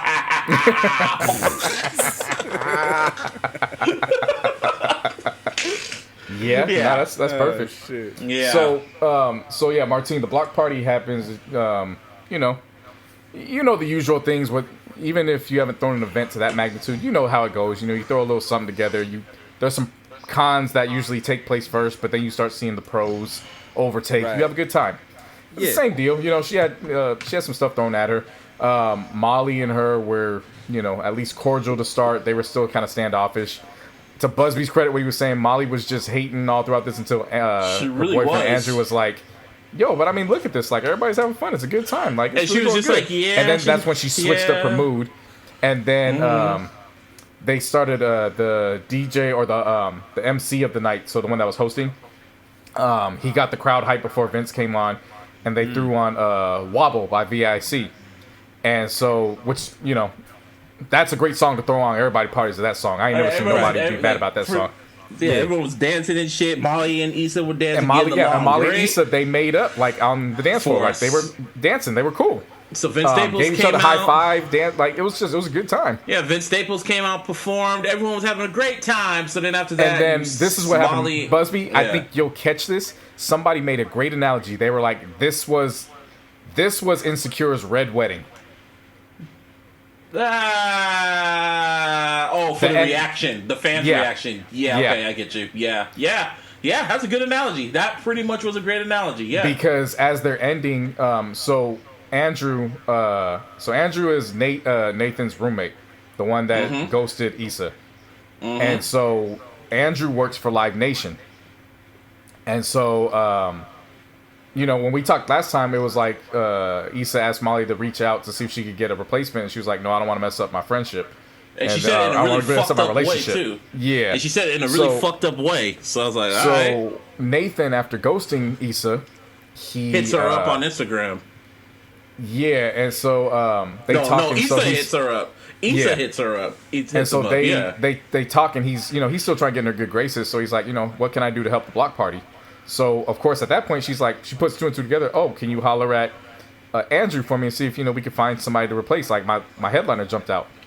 No big deal. He goes and gets Andrew. Andrew, being comfortable with who he is and realizing this would be a good opportunity for him and his career path, is like, okay, yeah, let's go get Vince Staples. So as him and Molly are walking out, Vince Staples' manager comes up to me and goes, "Hey, Andrew, thank you so much. We appreciate everything. Like, Vince wants to come holler at you. We just want to, thank you for setting all this up." He's like, yeah, thanks for the look. He's like, oh, thanks. And then like Molly was like, whoa, what was Then that? it What do you it mean, look? literally hit, like, from there on, it just went south. It like hit a fucking switch in Molly's head. She's like setting this all up. And Andrew looks at me and goes, "Yeah, Nathan called on me, said that Issa's headliner backed out, needed some help, so I just sent an email and everything went through. It was cool. No big deal." And then Molly was just like, Joe Budden. Yeah. Just Yeah. and pretty much went up to Issa and just started a fight. He's like, fucking me and Issa don't fuck with each other. Da-da-da-da-da. I'm like, whoa. And that's when I was like, what's going on? That's like pretty much the wedding. Like, what's going on? Huh? Yeah. What? Dumb? Stupid? Huh? What? Like, God. what's going on? And then Molly and Issa just literally, it's the fight that we were all waiting for. They just unleashed on each other. And even I was sitting back like confused, like, Molly, why are you so mad? Like, what is going on? Why are you so upset? Like, she just, what? Did you want her to fail? It was just, yeah, so they get into a huge fight. They're about to fucking fight. And then all of a sudden, someone got a gun. Oh, nigga. And then everyone just runs away and shit. Yeah. It was like legitimately one of those ones where it's like, well, that happened for no damn good reason. Yeah, Until you and read the comments by women. the women. And men, too. And there were some men that were on Molly's side. And it was... Yeah, but it was... And it was... predominantly, yeah, it was little. and I shouldn't say women, because it was, for me, it was pretty much split down the half. But you just saw a good half of women that were like, yeah, Molly was in the right. Why did Issa go behind her back? She's a user. She's a snake. And I'm like, wait a minute, what? When did Issa ever use Molly? She never asked Molly for help, dog. Even I'm like, what? The time they went to the drive-thru and she told her, oh yeah, I'm gonna order. You can order what you want because you paying. Like, are we talking about just getting food? Because like when Issa was broke, when she needed a place to stay, she didn't ask Molly for help. Yeah. Like, what else did she? She didn't ask Molly to like move in when the whole shit was going on. She never asked Molly for help until this situation for the block party. All she did was like, yo, can you talk to your boy Andrew and see if he can, what's it called, like put in a good word and get another host for me or whatever, another like performer. And first she was like, I don't know, I'll do it. And then she was like, nah, I don't want to do it. I don't want to ruin my relationship. Yeah, this is acting like a little like, I was like, what? And saying little slick shit to her. It was like it triggered me. It triggered a lot of people. It triggered your ass. Well, because it was just it was because of her reasoning in episode 4. It was, I don't want to ruin my relationship. But then you find out in episode 5, Andrew wasn't even tripping off of it. He's like, yeah, she needed help. No big deal. He's like, I didn't even do much. I just sent an email and the rest happened. Yeah, I just sent it. All it took was an email. That's all he said. Like, literally, the difference between men and women could just be seen right there where it's like, nah, because I don't want to ruin my relationship. Nah, this actually doesn't hurt our relationship. Like, I helped her just off the strength of that's your best friend. If she could have just said, like, Issa would help you, but I just got in a relationship with this dude, and I'm known to fuck shit up. So, I don't want to ask. It's like, I don't want to ask because I don't want to fuck shit up. If she would have just said that, I would have been like, all right, that's a mature review, but we're talking about Molly here. Yeah. And pretty much I saw a whole... The same Molly that, and this is where my counter was. It was, okay, we talking about the same Molly that was tripping on her dad for cheating on her mom 30 years earlier. After her mom had already moved past it. Everybody had moved past the shit. And excuse me, that's his marriage with his wife, who happens to be your mom. That ain't got nothing to do with you in terms of your business. What are you playing him out for? This is the same woman who talking about boundaries, but got into an open relationship, and the open relationship with the married man and his wife, like it is what it is. If they agree with him, they have an open relationship. I'm not even criticizing that. It's the fact that she got into an open relationship with him and didn't set boundaries and started catching feelings and got mad when he was interacting with his wife. Like, you knew what the situation was with that. This is the same Molly that was talking about respecting boundaries, but when Nathan showed up at the end of season 3 for Issa's birthday, she told him to get lost. And then when she brought it up to Issa at the end of that episode, the only reason why she brought it up is because she wanted to get praised for it. Yep. Yeah, I remember that. So I'm like, what? All right. Like, something 1 + 1 ain't adding up to 3. No, it's like and then you were seeing the women, and you were just mind blown. From like this, just tell how you called me in the morning, just like, what the fuck? Yeah, I couldn't take it anymore. Like, people were talking to me like I was crazy, and I'm like, all right, bro, like, I'm getting out of here right now because I know I'm not crazy. Me and Jason and Devin, we all talking about it. I didn't even get a chance to talk to Rossi about it, but I saw Rossi on Twitter. And he was like, I am so surprised that Molly didn't get her ass handed to her right then and there. Man, I said it flat out. Even Loki told me, like, yo, you're saying too much. I'm like, that episode really revealed how women are. Like, this is really revealing how you women are. Yeah. I mean, it really showed. I was like, you're really showing your true colors. And Loki was like, shh. And what was funny was oh, that's a fun fact. Time out to get out of the context. But a fun fact. The name Condola for the character, do you know where that comes from? Nah. It's Felicia Rashad's daughter. Really? Claire Huxtable. Yeah, it's her daughter's name. Oh, shit. So, I guess Issa came across her, I think they were doing something where it was like an Instagram live or something like that. I don't know, but she came across the page. She really liked the name. And so what she was saying was, in the writer's room, they somebody in their personal life, they had a friend, and they were saying, when I went out into the dating world, I was basically looking for my Claire Huxtable. So what they were saying was, okay, Lawrence is out, but he's in a modern era, so what would be the name of a woman to be his Claire Huxtable? Oh, wait a minute, Condola. And that's how they came about. It's funny. I was like, Mwah, genius, beautiful, and Lawrence well done. Lawrence was not in this episode. Oh my God, let's talk about that real quick. The Lawrence whole was season, not, all these women, well, the portion that don't like him was talking about, oh my God, why is he still here? We don't like him, whatever. And the first episode he's not in, it's like, well, where was Lawrence in all this? And it's funny that Lawrence did, and the reason why Lawrence didn't show up in this episode because Issa was there, because he still kind of low-key has feelings for Issa, and he just broke up with his girl, Condola, and he was just like, I don't want that drama, so I'm gonna stay home and avoid the problems. And the thing is, we don't even know where he was. For all we know, it could show up in episode 6 or 7 why he wasn't there. Maybe chilling at home, maybe just fucking another female. Either way, Lawrence wins. Yep. Round of applause for that man. Oh no, that's an air horn, baby. That's an air horn. Not in the episode. He still wins. He was sipping toxic masculinity juice from afar. Either way, man, Insecure is still one of the best shows. I've never seen a reaction from this. And this is how Issa Rae was just like, "Yep, I got y'all. I got y'all." Oh yeah. Round of applause for her. Yeah, now, definitely. Dave, you finally finished Dave. Hi, I'm Dave. Both of y'all finally. Did you finish it, Martine? Yeah, I finished it. Episode 10. No, let's not skip to episode 10. I want to give it. You always gotta jump into the end, dude. Like, Nigga, what the hell? I've been watching them when they were airing, and I was telling y'all to watch it, but y'all just didn't want to fucking be watching it. I know. Like, so let's do a quick recap. Like I purposely decided to stop watching after episode 4, not because I didn't like it, but I was like, this is too good. I'd rather actually binge it. The only mistake I made was I didn't realize last week was the actual season finale until we got on air. So, no, I went into this with the idea of I'm waiting for the season to end so I can binge it all. Okay. I picked a great time because shout out to Fergata for episode 5. Like, if that episode 5 don't win a damn Emmy, Jesus, man. Gator, thank you. Like, if that don't win no Emmy, that was hard. That was a great episode. That was hard. Like, I had felt that in my soul. That was a great episode. Yeah. And then of course the episode following when they end up going to Philly for the show, his parents, and I forget Taco's character's name. He's Taco. Yeah, but he's a great addition.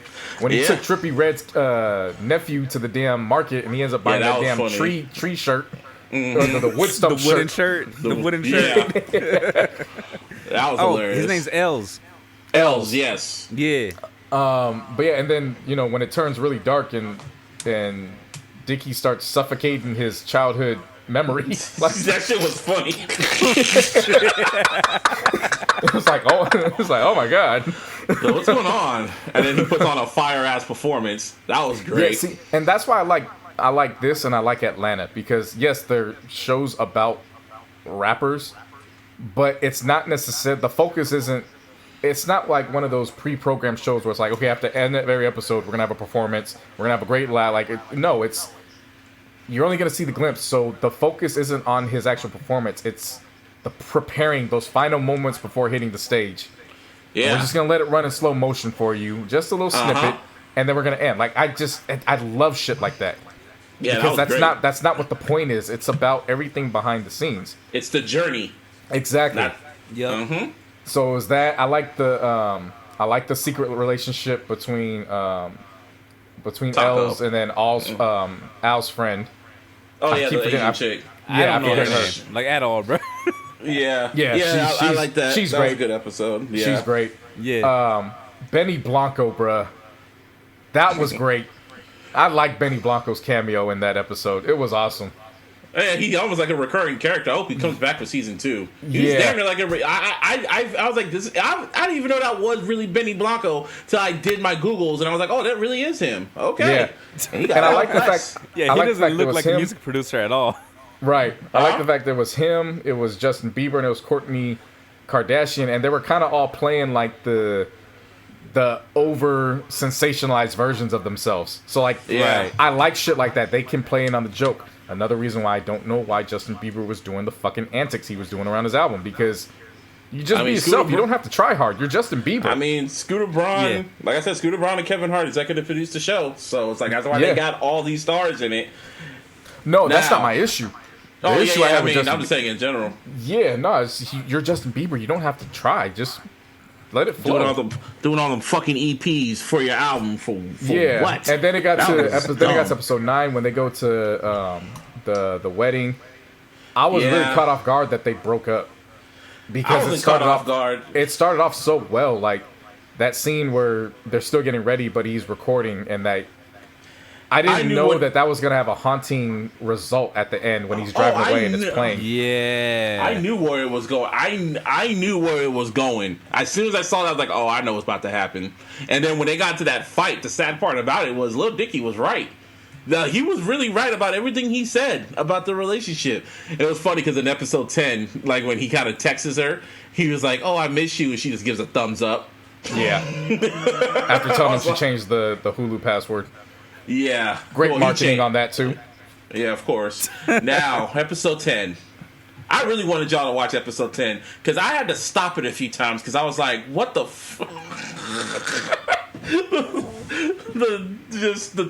the first 10 minutes was like an experience because I thought it was just like it just kept going and going. I was like, and then I was sitting there like, where is this going? And then he goes to jail. I'm like, okay, he's in prison now. Okay. And then he's talking about getting raped, and I was like, okay. And then all of a sudden, it just turns really gay. Yeah, like I knew what was happening when he kept rhyming. Like I'm like, okay, this is a song. Like I I knew knew that. too. Yeah. I'm gonna Take be out honest the with you. I'm gonna be very honest with you. You made it sound like it was like some of the most off the wall shit ever produced on TV. No. I just said I wanted y'all reaction just for my input. Just for I my know, but it own was kind of personal. like the way you put it, where it was like it was gonna be a jaw dropping moment. I know 'cause who the gay Lil shit Dicky came out is of as a nowhere. rapper. Right. Yeah, but even then, like I know who Lil Dicky is as a rapper, so it was kind of like, oh, that went left. No, I had to it's Lil pause it. Dicky. I get it. I know I get it, That's but how I he had to does shit. pause it. I had Yeah. to pause it when he started kissing the dude. I was like, wait a minute, I had to I had to pause it because it was like late at night, and I had to stop myself from laughing hella loud because it came out. It was like, what the fuck? And he really went through with it. Like I'm not gonna say it wasn't wild. It was definitely wild. He went there for sure, but I didn't have that jaw dropping moment. I actually had my jaw dropping moment came when he actually went on the Breakfast Club, and did that Charlamagne freestyle? was just being an asshole to him, and I was like, oh my god. I mean, Like- to me, that wasn't surprising to me when he started rapping like that because I remember I knew about Lil Dicky and his rhyming skills like for the past few years. So him rapping like that wasn't a surprise to me. No. Of course he can rap like that. No. I wasn't surprised with Lil Dicky rapping. I was surprised at how Charlamagne was treating him like the biggest asshole. Yeah, just the way Charlamagne was acting and shit. It was like an over centralized version of him being an that's asshole. when I dropped my jaw. I was like, oh my Yeah. god. But the whole thing, like right when I knew he was gonna, I was like, okay, they're probably gonna go to a board meeting, and then sure enough, he stops and he goes, "What the fuck is this?" it was literally like the skit from the Marshall Mathers LP. That's pretty much what it was. His response is, "It's my first single. This is my art." No, there's more. There's 6 minutes left. Keep playing. And then he bit the dick off, and it was like, okay, I don't want to hear no more. Just something. Yeah, Benny Blanco was saying, just play it on the Breakfast Club, and Dicky was going to do it, and he was just like, okay, you know what? He thought he because at first I was with Lil Dicky. I was like, yeah, nigga, fuck them, play it. But then it was just like, yeah, this could backfire on you. I think it was when he like broke it down to him. And he's like, I ride with you. You my boy. We gonna go through the trenches, but I'm just gonna let you know, a lot of people would kill to be in your position, man. You kind of taking it for granted. Like this is basically your white privilege kicking in right now, and you're not getting it was, yeah. Pretty much what he said. Your white privilege is kicking in a bit. Yeah. Even though I low-key agreed with Lil Dicky. I low-key did, but then it was just like, so then he sat there like, yeah, I'm not going to play it. Because he was just going to leak it. Right. Leak it himself, which is what artists do. And Benny Blanco had a point. I mean, it could blow up or it could just blow up in your face. Either or. But, it was a good, and I love the ending for it, and it just ended. And they got picked up for season 2. So. Oh, yeah, that was Yeah. Had to. I got to give that season a full ass A. That season gets a full ass A for me. Like, again, when I went into it, I wasn't necessarily turned off. It was just I'm intrigued by it. I don't know if I like it, but it wasn't a bad like. It wasn't like, oh, I dislike it, but I'm intrigued. Like, I just didn't know if I was gonna fully enjoy it. But by the time it got to, when it got to the scene where they're exploring their sexuality and that damn table comes into play, I was like, oh no, I'm locked in. I'm sold. And then seeing how that table comes back up when was it Mark? When Mark and Matthew's barbecuing, the manager, and he goes puts the shit there, and it just sinks in. He goes, "Oh yeah, so there's a hole in the table." No, I was locked in. So yeah, that's for milking. I was locked in. No. I was locked in when he had the sex doll. When he just dragged the first scene when he dragged at the sex doll. That's man, that's all the same episode. I know it's from the same episode, but that's when I was like, okay, I'm in. No, but that's just what I was saying. That whole episode, I was locked in. Yeah. And it's funny how everyone was kind of talking shit about Lil Dicky. I ain't gonna watch this show. I'm like, man, shut the fuck up. Yes, you are. And it's pretty much people calling it a privileged ass, a gentrified version of Atlanta. And in a way, it kind of is. I mean, it's a white version in terms of the white perspective from Atlanta, but it's it's a needed perspective because I really hope, the white rapper does exist. Like, there's no getting away from that. I really hope Donald Glover works with Lil Dicky and they come up with a way to do a fucking crossover episode of Dave and Lil Dicky, or Dave shows up in Atlanta to like work with Paperboy or some shit like that. Just something, because they're kind of in the same worlds in a bit, in a way. It would be really dope. Honestly, I'm gonna put this out in the universe. I don't even want to get paid. I just tag me so I get some credit. It would be dope if they when they both come back. It would be dope if they put them back to back on the same night, and if they do decide to do a crossover episode, they do it concurrently, so it's like one long ass 60 to 90 minute episode. Yeah, pretty much how the CW does. Yeah, but it's like, but like the first half is the Dave episode, and then the second half is the Atlanta episode. Yeah, it's pretty much what they do when the CW does their fucking crossover events. Right. Oh, like when TGIF do that shit with their crossover fucking shows and shit. Yeah. I mean, yeah. Oh, yeah, that could definitely work. I mean, I could literally see Donald Glover being game for it whenever this shit, passes over. But yeah. Oh yeah. Yeah. But yeah, man, shout out to Lil Dicky, man. He got one. He got one with this. Yeah, he really got one. Shout out to the FX networks. They putting on quality shows. Shout out to Netflix. They're putting out quality shit. Well, no, I'm speaking on FX because a lot of the rappers are skipping over HBO and Netflix. They're going straight to FX. Yeah, because FX is letting them cuss and fuck and do all that other shit. Yeah, like they put together a nice stable of just original series over there. Oh yes, they have. Yeah, they have, man. Anyway, keeping it on like similar rap because we're there. This Nav album. I'm not gonna lie to y'all, man. I be trashing Nav with the best of them. But I'm not gonna lie. If I were to say for Nav's standards, I want to preface that and make sure that's very clear. For Nav's standards, I actually started at track 1 and I made it all the way to the end of track 18. Round of applause for you. Good job.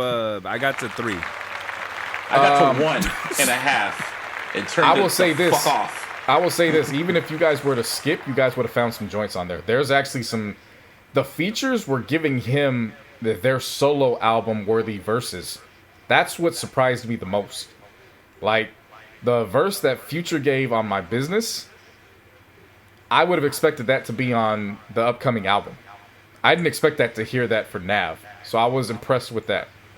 Young Thug gave him a verse that was very, like, I would expect that to hear on that album. Of course, I'm biased to Don Toliver, but at the same time, Don Toliver, they came in and they made it easy to listen to him in the sense of, okay, they're killing it. He doesn't have to do much. He just doesn't have to fuck it up. Like, he was like the Alex Smith. Like, he was a game manager to me in this, on his own album. He just didn't have to fuck it up. And this isn't like my number 1 option, number 2 option, number 3 option, but I will say if I were to get in somebody's car and they played the album, my first response would not be, yo, turn this bullshit off. I'd let the album rock. That's I never thought I would say that ever in my life, but here we are. Well, we still over here. Turn that shit the fuck off. One of us. Because and actually, And Pop Go Smoke on. actually gave a memorable verse, Rest in peace, which was Pop kind of Smoke. eerie. Which was kind of eerie to hear. Like, I mean, yeah. for me, JC, I tried. I really no, tried. you didn't, because you stopped at track 1. No. I was just saying that to be an asshole. I really did try to listen to it, even at work. I turned that shit the fuck off. His voice just doesn't do it for me. It's the little annoying. monotone, just the monotone voice. I watched Sean C. Sean C. He did not fucking disappoint. Sean C. gave another classic review, and it wasn't nah, but he gave the best way to sum up Nav. He said Nav makes the type of music for people that feel they have haters, but in reality, they're not even a thought. Oh, And I that's agree with pretty that. much- That sums up Nav. Because his voice just sounds so monotone, sounds so just blah. Like he gives no. The vocal, like the verses. I'll listen to it again if it's just the instrumentals and the features. I don't want to hear Nav. I want to hear a Navless Bad Intentions. Other than that, He said, "I want to hear Nah. a Navless Nav album." I'm not. Yeah. I'm not necessarily mad at you. The solo songs they come and go. So I'm not. Again, To the I'm not trying trash. to come to you. I'm not trying to come to you guys and tell you this is YG's last album. Like, I'm not trying to do that. Mm-hmm. All I'm saying is, for his standards, the fact that I got from tracks 1 to 18. well, you know he And- released a deluxe and edition with 12 new tracks. That's fine. I don't have to. I don't have to go into that. I saw it. I'm good. You gotta know when to quit while you're ahead. You gotta know when to hold 'em. Know where to hide 'em. Know when to walk away. Know when and to he- run. I mean, he Yeah. thought he's gonna get the number. Yeah, it's funny because he thought he was gonna get the #1 record this week, and then Kehlani said, "Nah, I mean, he could get that in Canada. Sure. I don't know what weekend season his ass, man. I really don't know. The coke guy, he's probably the coke guy. He probably helps him on his tracks. Well, Probably I mean, you helps write his also scripts. got to. You got to remember He's a too. He producer. probably got that. Yeah, he's the producer that also He's a has credits on producer. Beyonce's albums. Yep. Yeah, he's a good producer. He's like Scott Yeah, Storch. no, he's a great producer. To be honest, Just stay with the you. producer. How about that? Just stay the producer. Nah, it's Don't one of rap. those. I mean, it's I feel like he should personally.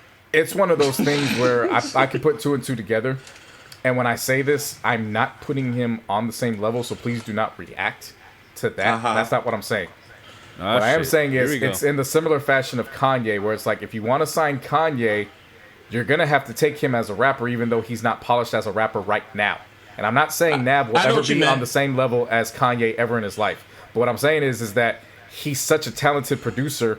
You got to sign him as a full artist to get the access to his producing, and you're going to have to play chummy with him to drop his solo record. Oh yeah. You can rap on I that. get what you're saying. rap on Yeah, that record. Rap, that's be a where I'm- feature. that's where I'm coming I know, from. I know exactly what I do. I was like, yeah, rap on that shit. As soon as he walks out the door, delete that shit.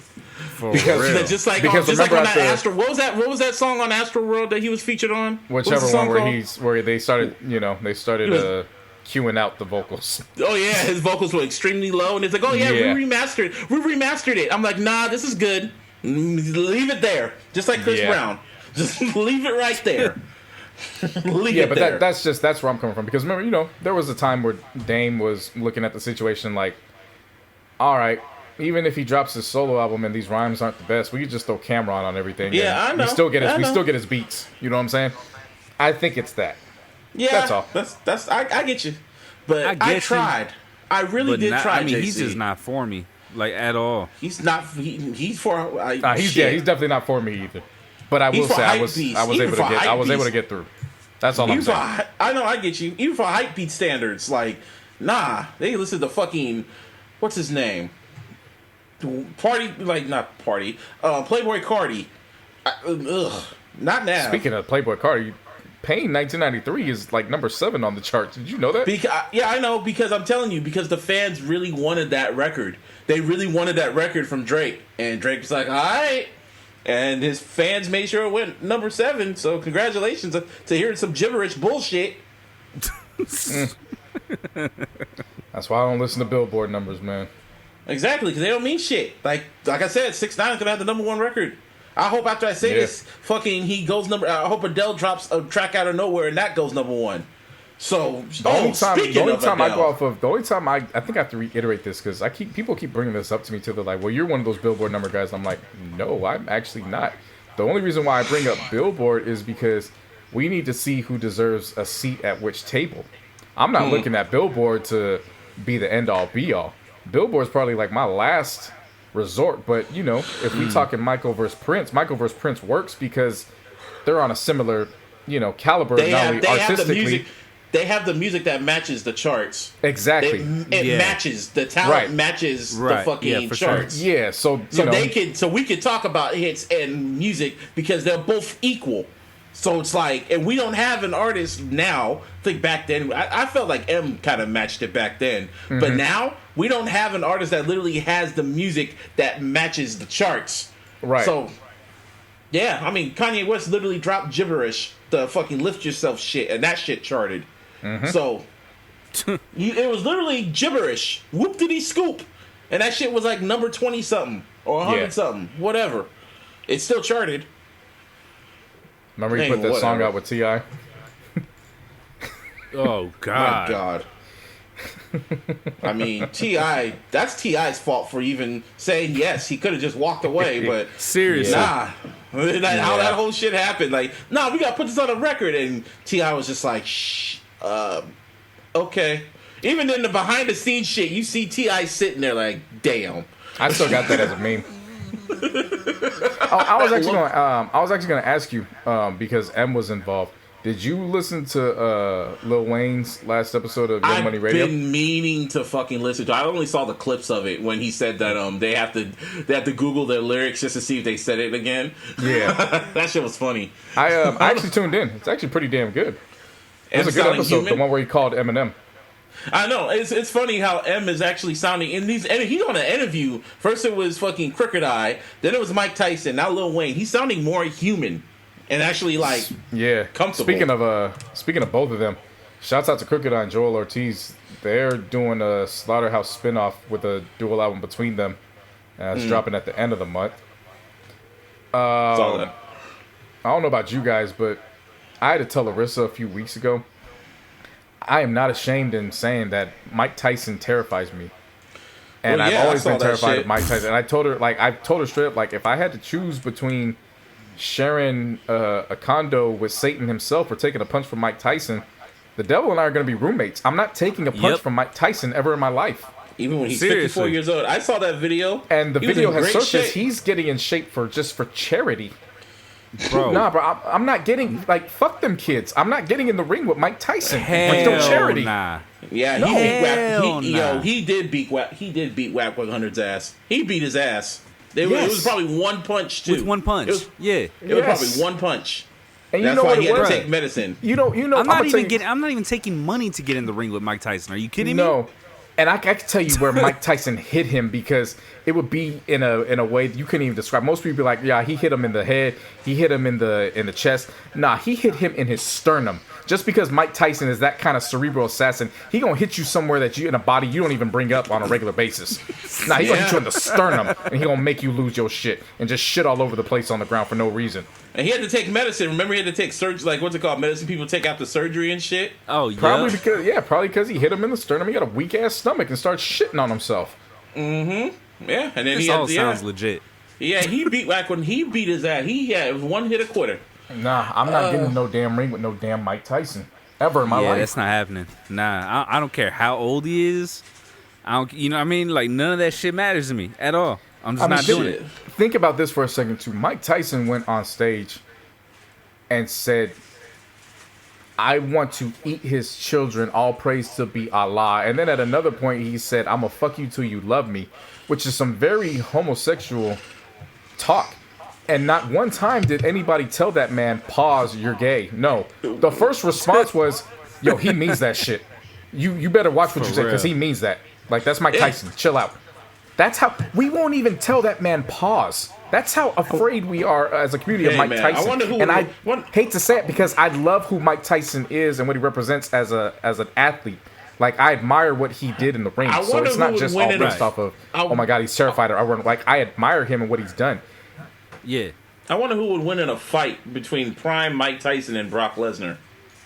Because Brock Lesnar ain't no bitch, man. Brock Lesnar's scary too. That's the same animal. Get That's Brock the same. Don't even do that, dog. Don't Tyson, play dog, yourself. come on now. Get Brock Lesnar the fuck up out of here. Man, y'all, man, don't be Tyson. down Brock Lesnar. Brock Lesnar's a fucking. Have you freak seen too, Mike Tyson man. in his prime? Yes, I have. Have you seen Brock Lesnar in his prime? Okay, Brock Yes. Lesnar is a freak. Yes, that Brock dude's a freak Lesnar is too. a freak, sure. Mike Tyson is a god at 19 years old. Brock Lesnar was a freak when he No, was 19 Mike Tyson's years not a old. freak. Mike Tyson's a Bruh. god. That's fine. Yeah, I know. I'm saying. That's fine. I'm Nobody's saying saying he's not a freak. Mike Tyson was a god, not a freak. Yeah. Nah, no. Nah. Not putting anything else because if you put Prime Ali in front of Prime Mike Tyson, I'm not so sure I'm picking Ali. Mike Tyson was just different. I remember he was different. Seriously. And Busby is Anyway. gone. Oh, there he is. Yeah. So anyway, lastly, we need some rest in peace to shit. A lot of folks died. Andre Harrell. How do you Seriously, say his though. last name? How do you say his name? This was like Andre Harrell. Andre Harrell. Andre Harrell was the founder of Uptown Records. Founder of Uptown. Founder and Of course, he CEO gave of Uptown Diddy Records. his shot as an executive, and gave Puff his shot as an executive. Full-fledged stable of artists ranging from Mary J. Blige, Heavy D and the Boys, Jodeci. I mean, the list goes on. Just culture Yeah, man. pioneer. If I'm not mistaken, he died of a heart attack at the age of 59, correct? Yeah, the heart attack out of nowhere. D Nice Yeah, announced it on that was his tough live. to wake up to. Yeah, that was fucked up. I was like, damn. And then Yeah. literally later on that morning, word gets out that Little Richard passed away at 80. Is it 81 or 87? 87, I 80. believe. Damn, I thought it was 81. Whatever, it was in the 80s. But you know, It's 87. it was 87. Oh, damn, he was getting up there. But yeah, rest in peace to Little Richard, man, the pioneer of rock and roll. Like literally the one who created the shit, and black and white folks literally took his shit. Like, and my mom always told me the story when Little Richard was just laying in bed resting, and he had the TV on, and he heard Donald Duck singing his song, and he was like, "What the hell? They're singing my shit." And then he's like, "I need to get paid off this shit." So he went into the right pages and found the first lawyer he saw and called the lawyer and said, "No, need to get my rights. I need to get publishing." Like the fuck. And Yeah. I don't know this little tidbit. I fucking it was like it's always been a rumor, but you know it's not confirmed or denied, but it's pretty much confirmed in my eyes. When Michael bought the Beatles catalog, when Michael Jackson bought the Beatles catalog, along with that catalog, he had like the Beatles had catalogs of other artists. One of them was Little Richard. So when Michael found that out, he gave pieces of that publishing. He pretty much gave all the publishing that the Beatles owned back to Little Richard because Michael respected him like that. Yeah, So hell of a yeah, story. man. I always have a nice reflection of Little Richard that always goes back to the episode of The Simpsons where he lended his voice. There's an episode where Bart nominates Miss Krabappel for Teacher of the Year, so they all have to go to Orlando, and for whatever reason, Little Richard is the host of this event.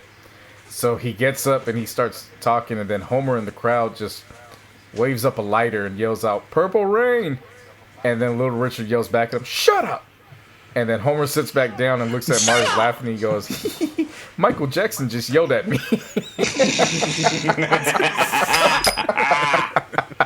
Yeah, we were talking about it earlier because him and like you was talking about him and Prince because they're both pretty petty. So it'd be like fire with fire. like Little Richard, shut up. Yep. Well, petty with petty. And then who else passed away? Not Betty White. I was about to say it. She's still alive and kicking. Yeah. Thank God. Soul singer Betty Wright passed away, I believe, at the age W- of 66. Yeah. Yeah, soul singer. Age 66. Yeah, That was shocking to read. yeah, that was. And another death. What's his name? Ben Stiller's dad. What's his name? Jerry Stiller. Jerry Stiller. Yeah, he passed away. Ben Stiller broke the story in the middle of the night. Like, I literally saw it when he tweeted it. I was like, oh, shit. You know what's sad? I thought his dad been passed away. I'm not even exaggerating. I said that. I thought his dad been passed away. I was like, oh, shit. But, yeah, he passed away. And I was like, shit. All these stories. That's why I'm so happy. He was a funny guy. He was a staple on King of Queens. Oh, yeah, and King of Queens, yep. And then also, if you guys check out Have a Good Trip on Netflix. So Ben Stiller's on there. It's a story. It's a funny documentary. It's just basically talking about how celebrities took psychedelics, and Ben Stiller's on there, and he tells the story about when he was tripping, and then he called his dad to try to figure out what was going on. So it's an animated. These stories are being told, and then they're re-shown in animated version. What's it called again? That story was funny, but then another story will bug you out. Carrie Fisher just pops up out of nowhere, and she has a whole little segment on when she was tripping out. Yeah, she bitten, man. She has every drug. You thought the Force was a drug. Yeah. Shit. Well, no, and that's what made it funny. She was like, I was definitely one with the Force on that trip. What was the song? She's like, I can see the Force. It's on Netflix, right? Yeah, it's on Netflix. It's called Have a Good Trip. Have a Good Trip. Yeah, well, that sums it up. That's why I'm so happy. You know, all these artists and actors passed away, man. That's why I'm so happy that Stevie Wonder made it to the age of 70. As we're recording, it is his birthday. One of the greatest songwriter of all time. One of the singers that can make you believe that love is real when you hear him sing. By far, one of the greatest of all time, Stevie Wonder. That's a round of applause. Appreciate that, man. I'm just glad he's still here because he saw a lot of his friends pass away, man. He saw Michael pass away. He saw Ray Charles pass away. He saw James Brown pass away. He saw, who else did he see pass away? Aretha Franklin, Whitney Houston. He's seen a who's who. I mean, the only one that surpasses him is Quincy Jones. Yeah. Yeah. Yeah, man.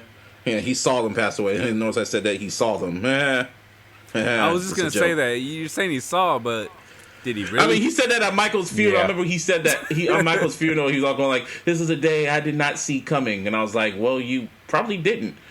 I mean, you know, Shaka Khan kind of blew that story open. You know, he can see. Oh, yeah, he could see. Yeah, he can see partially. But, yeah. Yeah. He can see enough. Shaq even broke that story. I don't know if you've seen Shaq's story that he always tells. He said he got in the elevator and Stevie Wonder was in there. He didn't say anything to him, and all of a sudden he gets out the elevator and he goes, "Have a good one, Shaq." And he's like, "The fuck?" I think Stevie just loves Shout fucking out to with Stevie people. Wonder, man. I think Stevie just likes fucking with people with that shit. Like, is he or isn't he? I wouldn't doubt it. We have gone on week after week after week without mentioning Adele. Yeah, I was about to say that. Yeah, she lost a lot of weight. A lot of weight. She looked good, man. She's always looked good. To me, she has. It ain't about she's always looked good. I mean, anytime you look healthy, it's not even about being skinny. It's just about dropping weight and being healthy. Yeah, that too.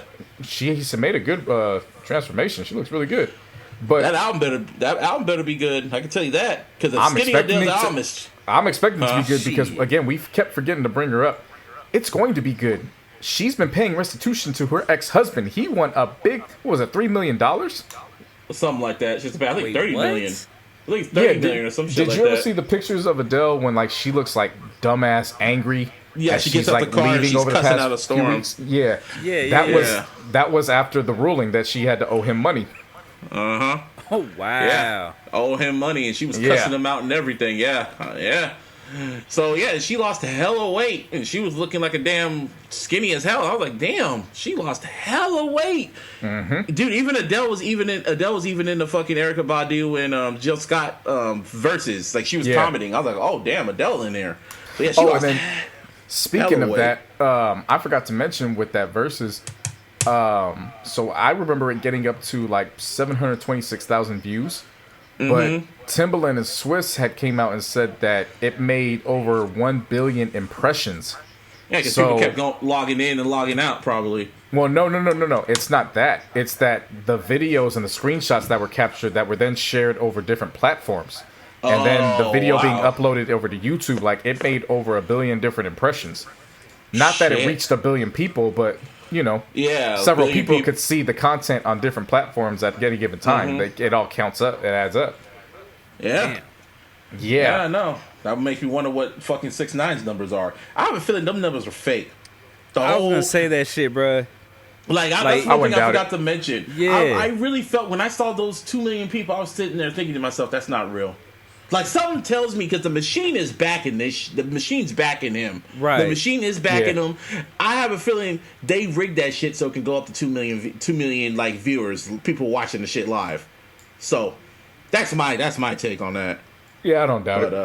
That just seems too fucking like high. You know what I mean? Like, yeah. But anyway, speaking on to close this out, we got 2 more, just real quick ones. Speaking of bad divorces, Jay Cutler, former NFL quarterback that was always viewed and seen as the lazy and the guy that could have been something but was just too lazy to make it happen. His wife, Kristen from The Hills, or whatever damn show it was. One of them fucking reality white shows. Yeah, she's leaving him, citing the fact that he's lazy and doesn't want to work. And I'm like, okay, number one, we all could have told you that. We knew that every time we had to play Monday Morning Quarterback and talk about him. And number two, who the fuck is you? Because he earned all that money. Let his ass be lazy afterwards. For real. And what I thought was funny was, I don't know all the details. People are saying it's a lot more, but it was just on surface that made it funny. She called him lazy, and then in the middle of getting ready to file for divorce, she told him that she needs $5 million to go look for a new house. So then he froze all the bank accounts and then told her go get a job. That sounds about on brand. That is air horns for toxic masculinity once again. Nah, you got cutlered. Talk about the Badu. You got cutlered. That made me want to just go buy a Jay Cutler jersey just for the hell of it when I read that. And then last but not least, The Office put together a little reunion for a nice couple that was celebrating. I don't know if it was their wedding or if they were celebrating anniversary. But the entire cast minus Stanley, they all got together and they recreated the recreation of that Chris Brown influenced dance that happened in real life at a wedding, and they redid that for that couple. And it made everybody tear up, and everybody realized just how damn good The Office actually was, which I'm glad you all realize it, because The Office is definitely a top 5 sitcom series of all time. No debating that. Shit. Anyway, 181, right? 182. 182, yes. 3 hours. We here, quarantine, talking to y'all. Yep. This is episode 181 of the iLLogical 182 podcast. 182. That's how tired I am. Come on, 182 of the. I just had a little bit of Badu, so shit. You wish. Yeah, I know. No, I don't. That sound like, I don't know if that was Badu. That's itis. I haven't even eaten. This thing I haven't eaten. That's probably what it is. So yeah, it's the opposite of the itis. That's the problem. Yeah. Here's episode 182 of the iLLogical Sense podcast. You could always follow me on the Twitter. Shout out to Mr. Fab. You can follow me at Twitter at Mr. Busby 4 lowercase 08. You can follow us on the Instagram on Twitter at iLLogicalSP. You can always follow us on Instagram at iLLogical Sense, and of course on the Facebook. Give me a hell yeah! Hell yeah! And of course on all social media, you can hit me up, JC No Honey. Yeah, man. Playlists are all updated, ready to go. Quarantine vibes. Shout out to me. Yep. We still talking. I'm still talking sports. I'm still talking Insecure. Find me. I'm there. Yeah. And you too, Martine. Yeah, you can follow me on all my social medias at Beats Be Killing Them, and on all your digital streaming platforms. Search Venomous, spelled VNMS. Just stream all my shit, please. Yeah, man. We need money. He needs money. We all need money. Yep. Stimulus check number 2 might be coming. Who knows? Who knows, We need man? money. I've been hearing about that shit. Hey, man. I need fuck that it. expeditiously. I need that. And so you can spend it on your Gotta fucking have it. OnlyFans shit. Oh, that ain't. Man, that's a quick stop at McDonald's. That ain't nothing. Da-da-da-da-da. Nigga, I said, wow. Oh, yeah, I'm definitely loving it. Anyway, we out this bitch. Peace. Peace.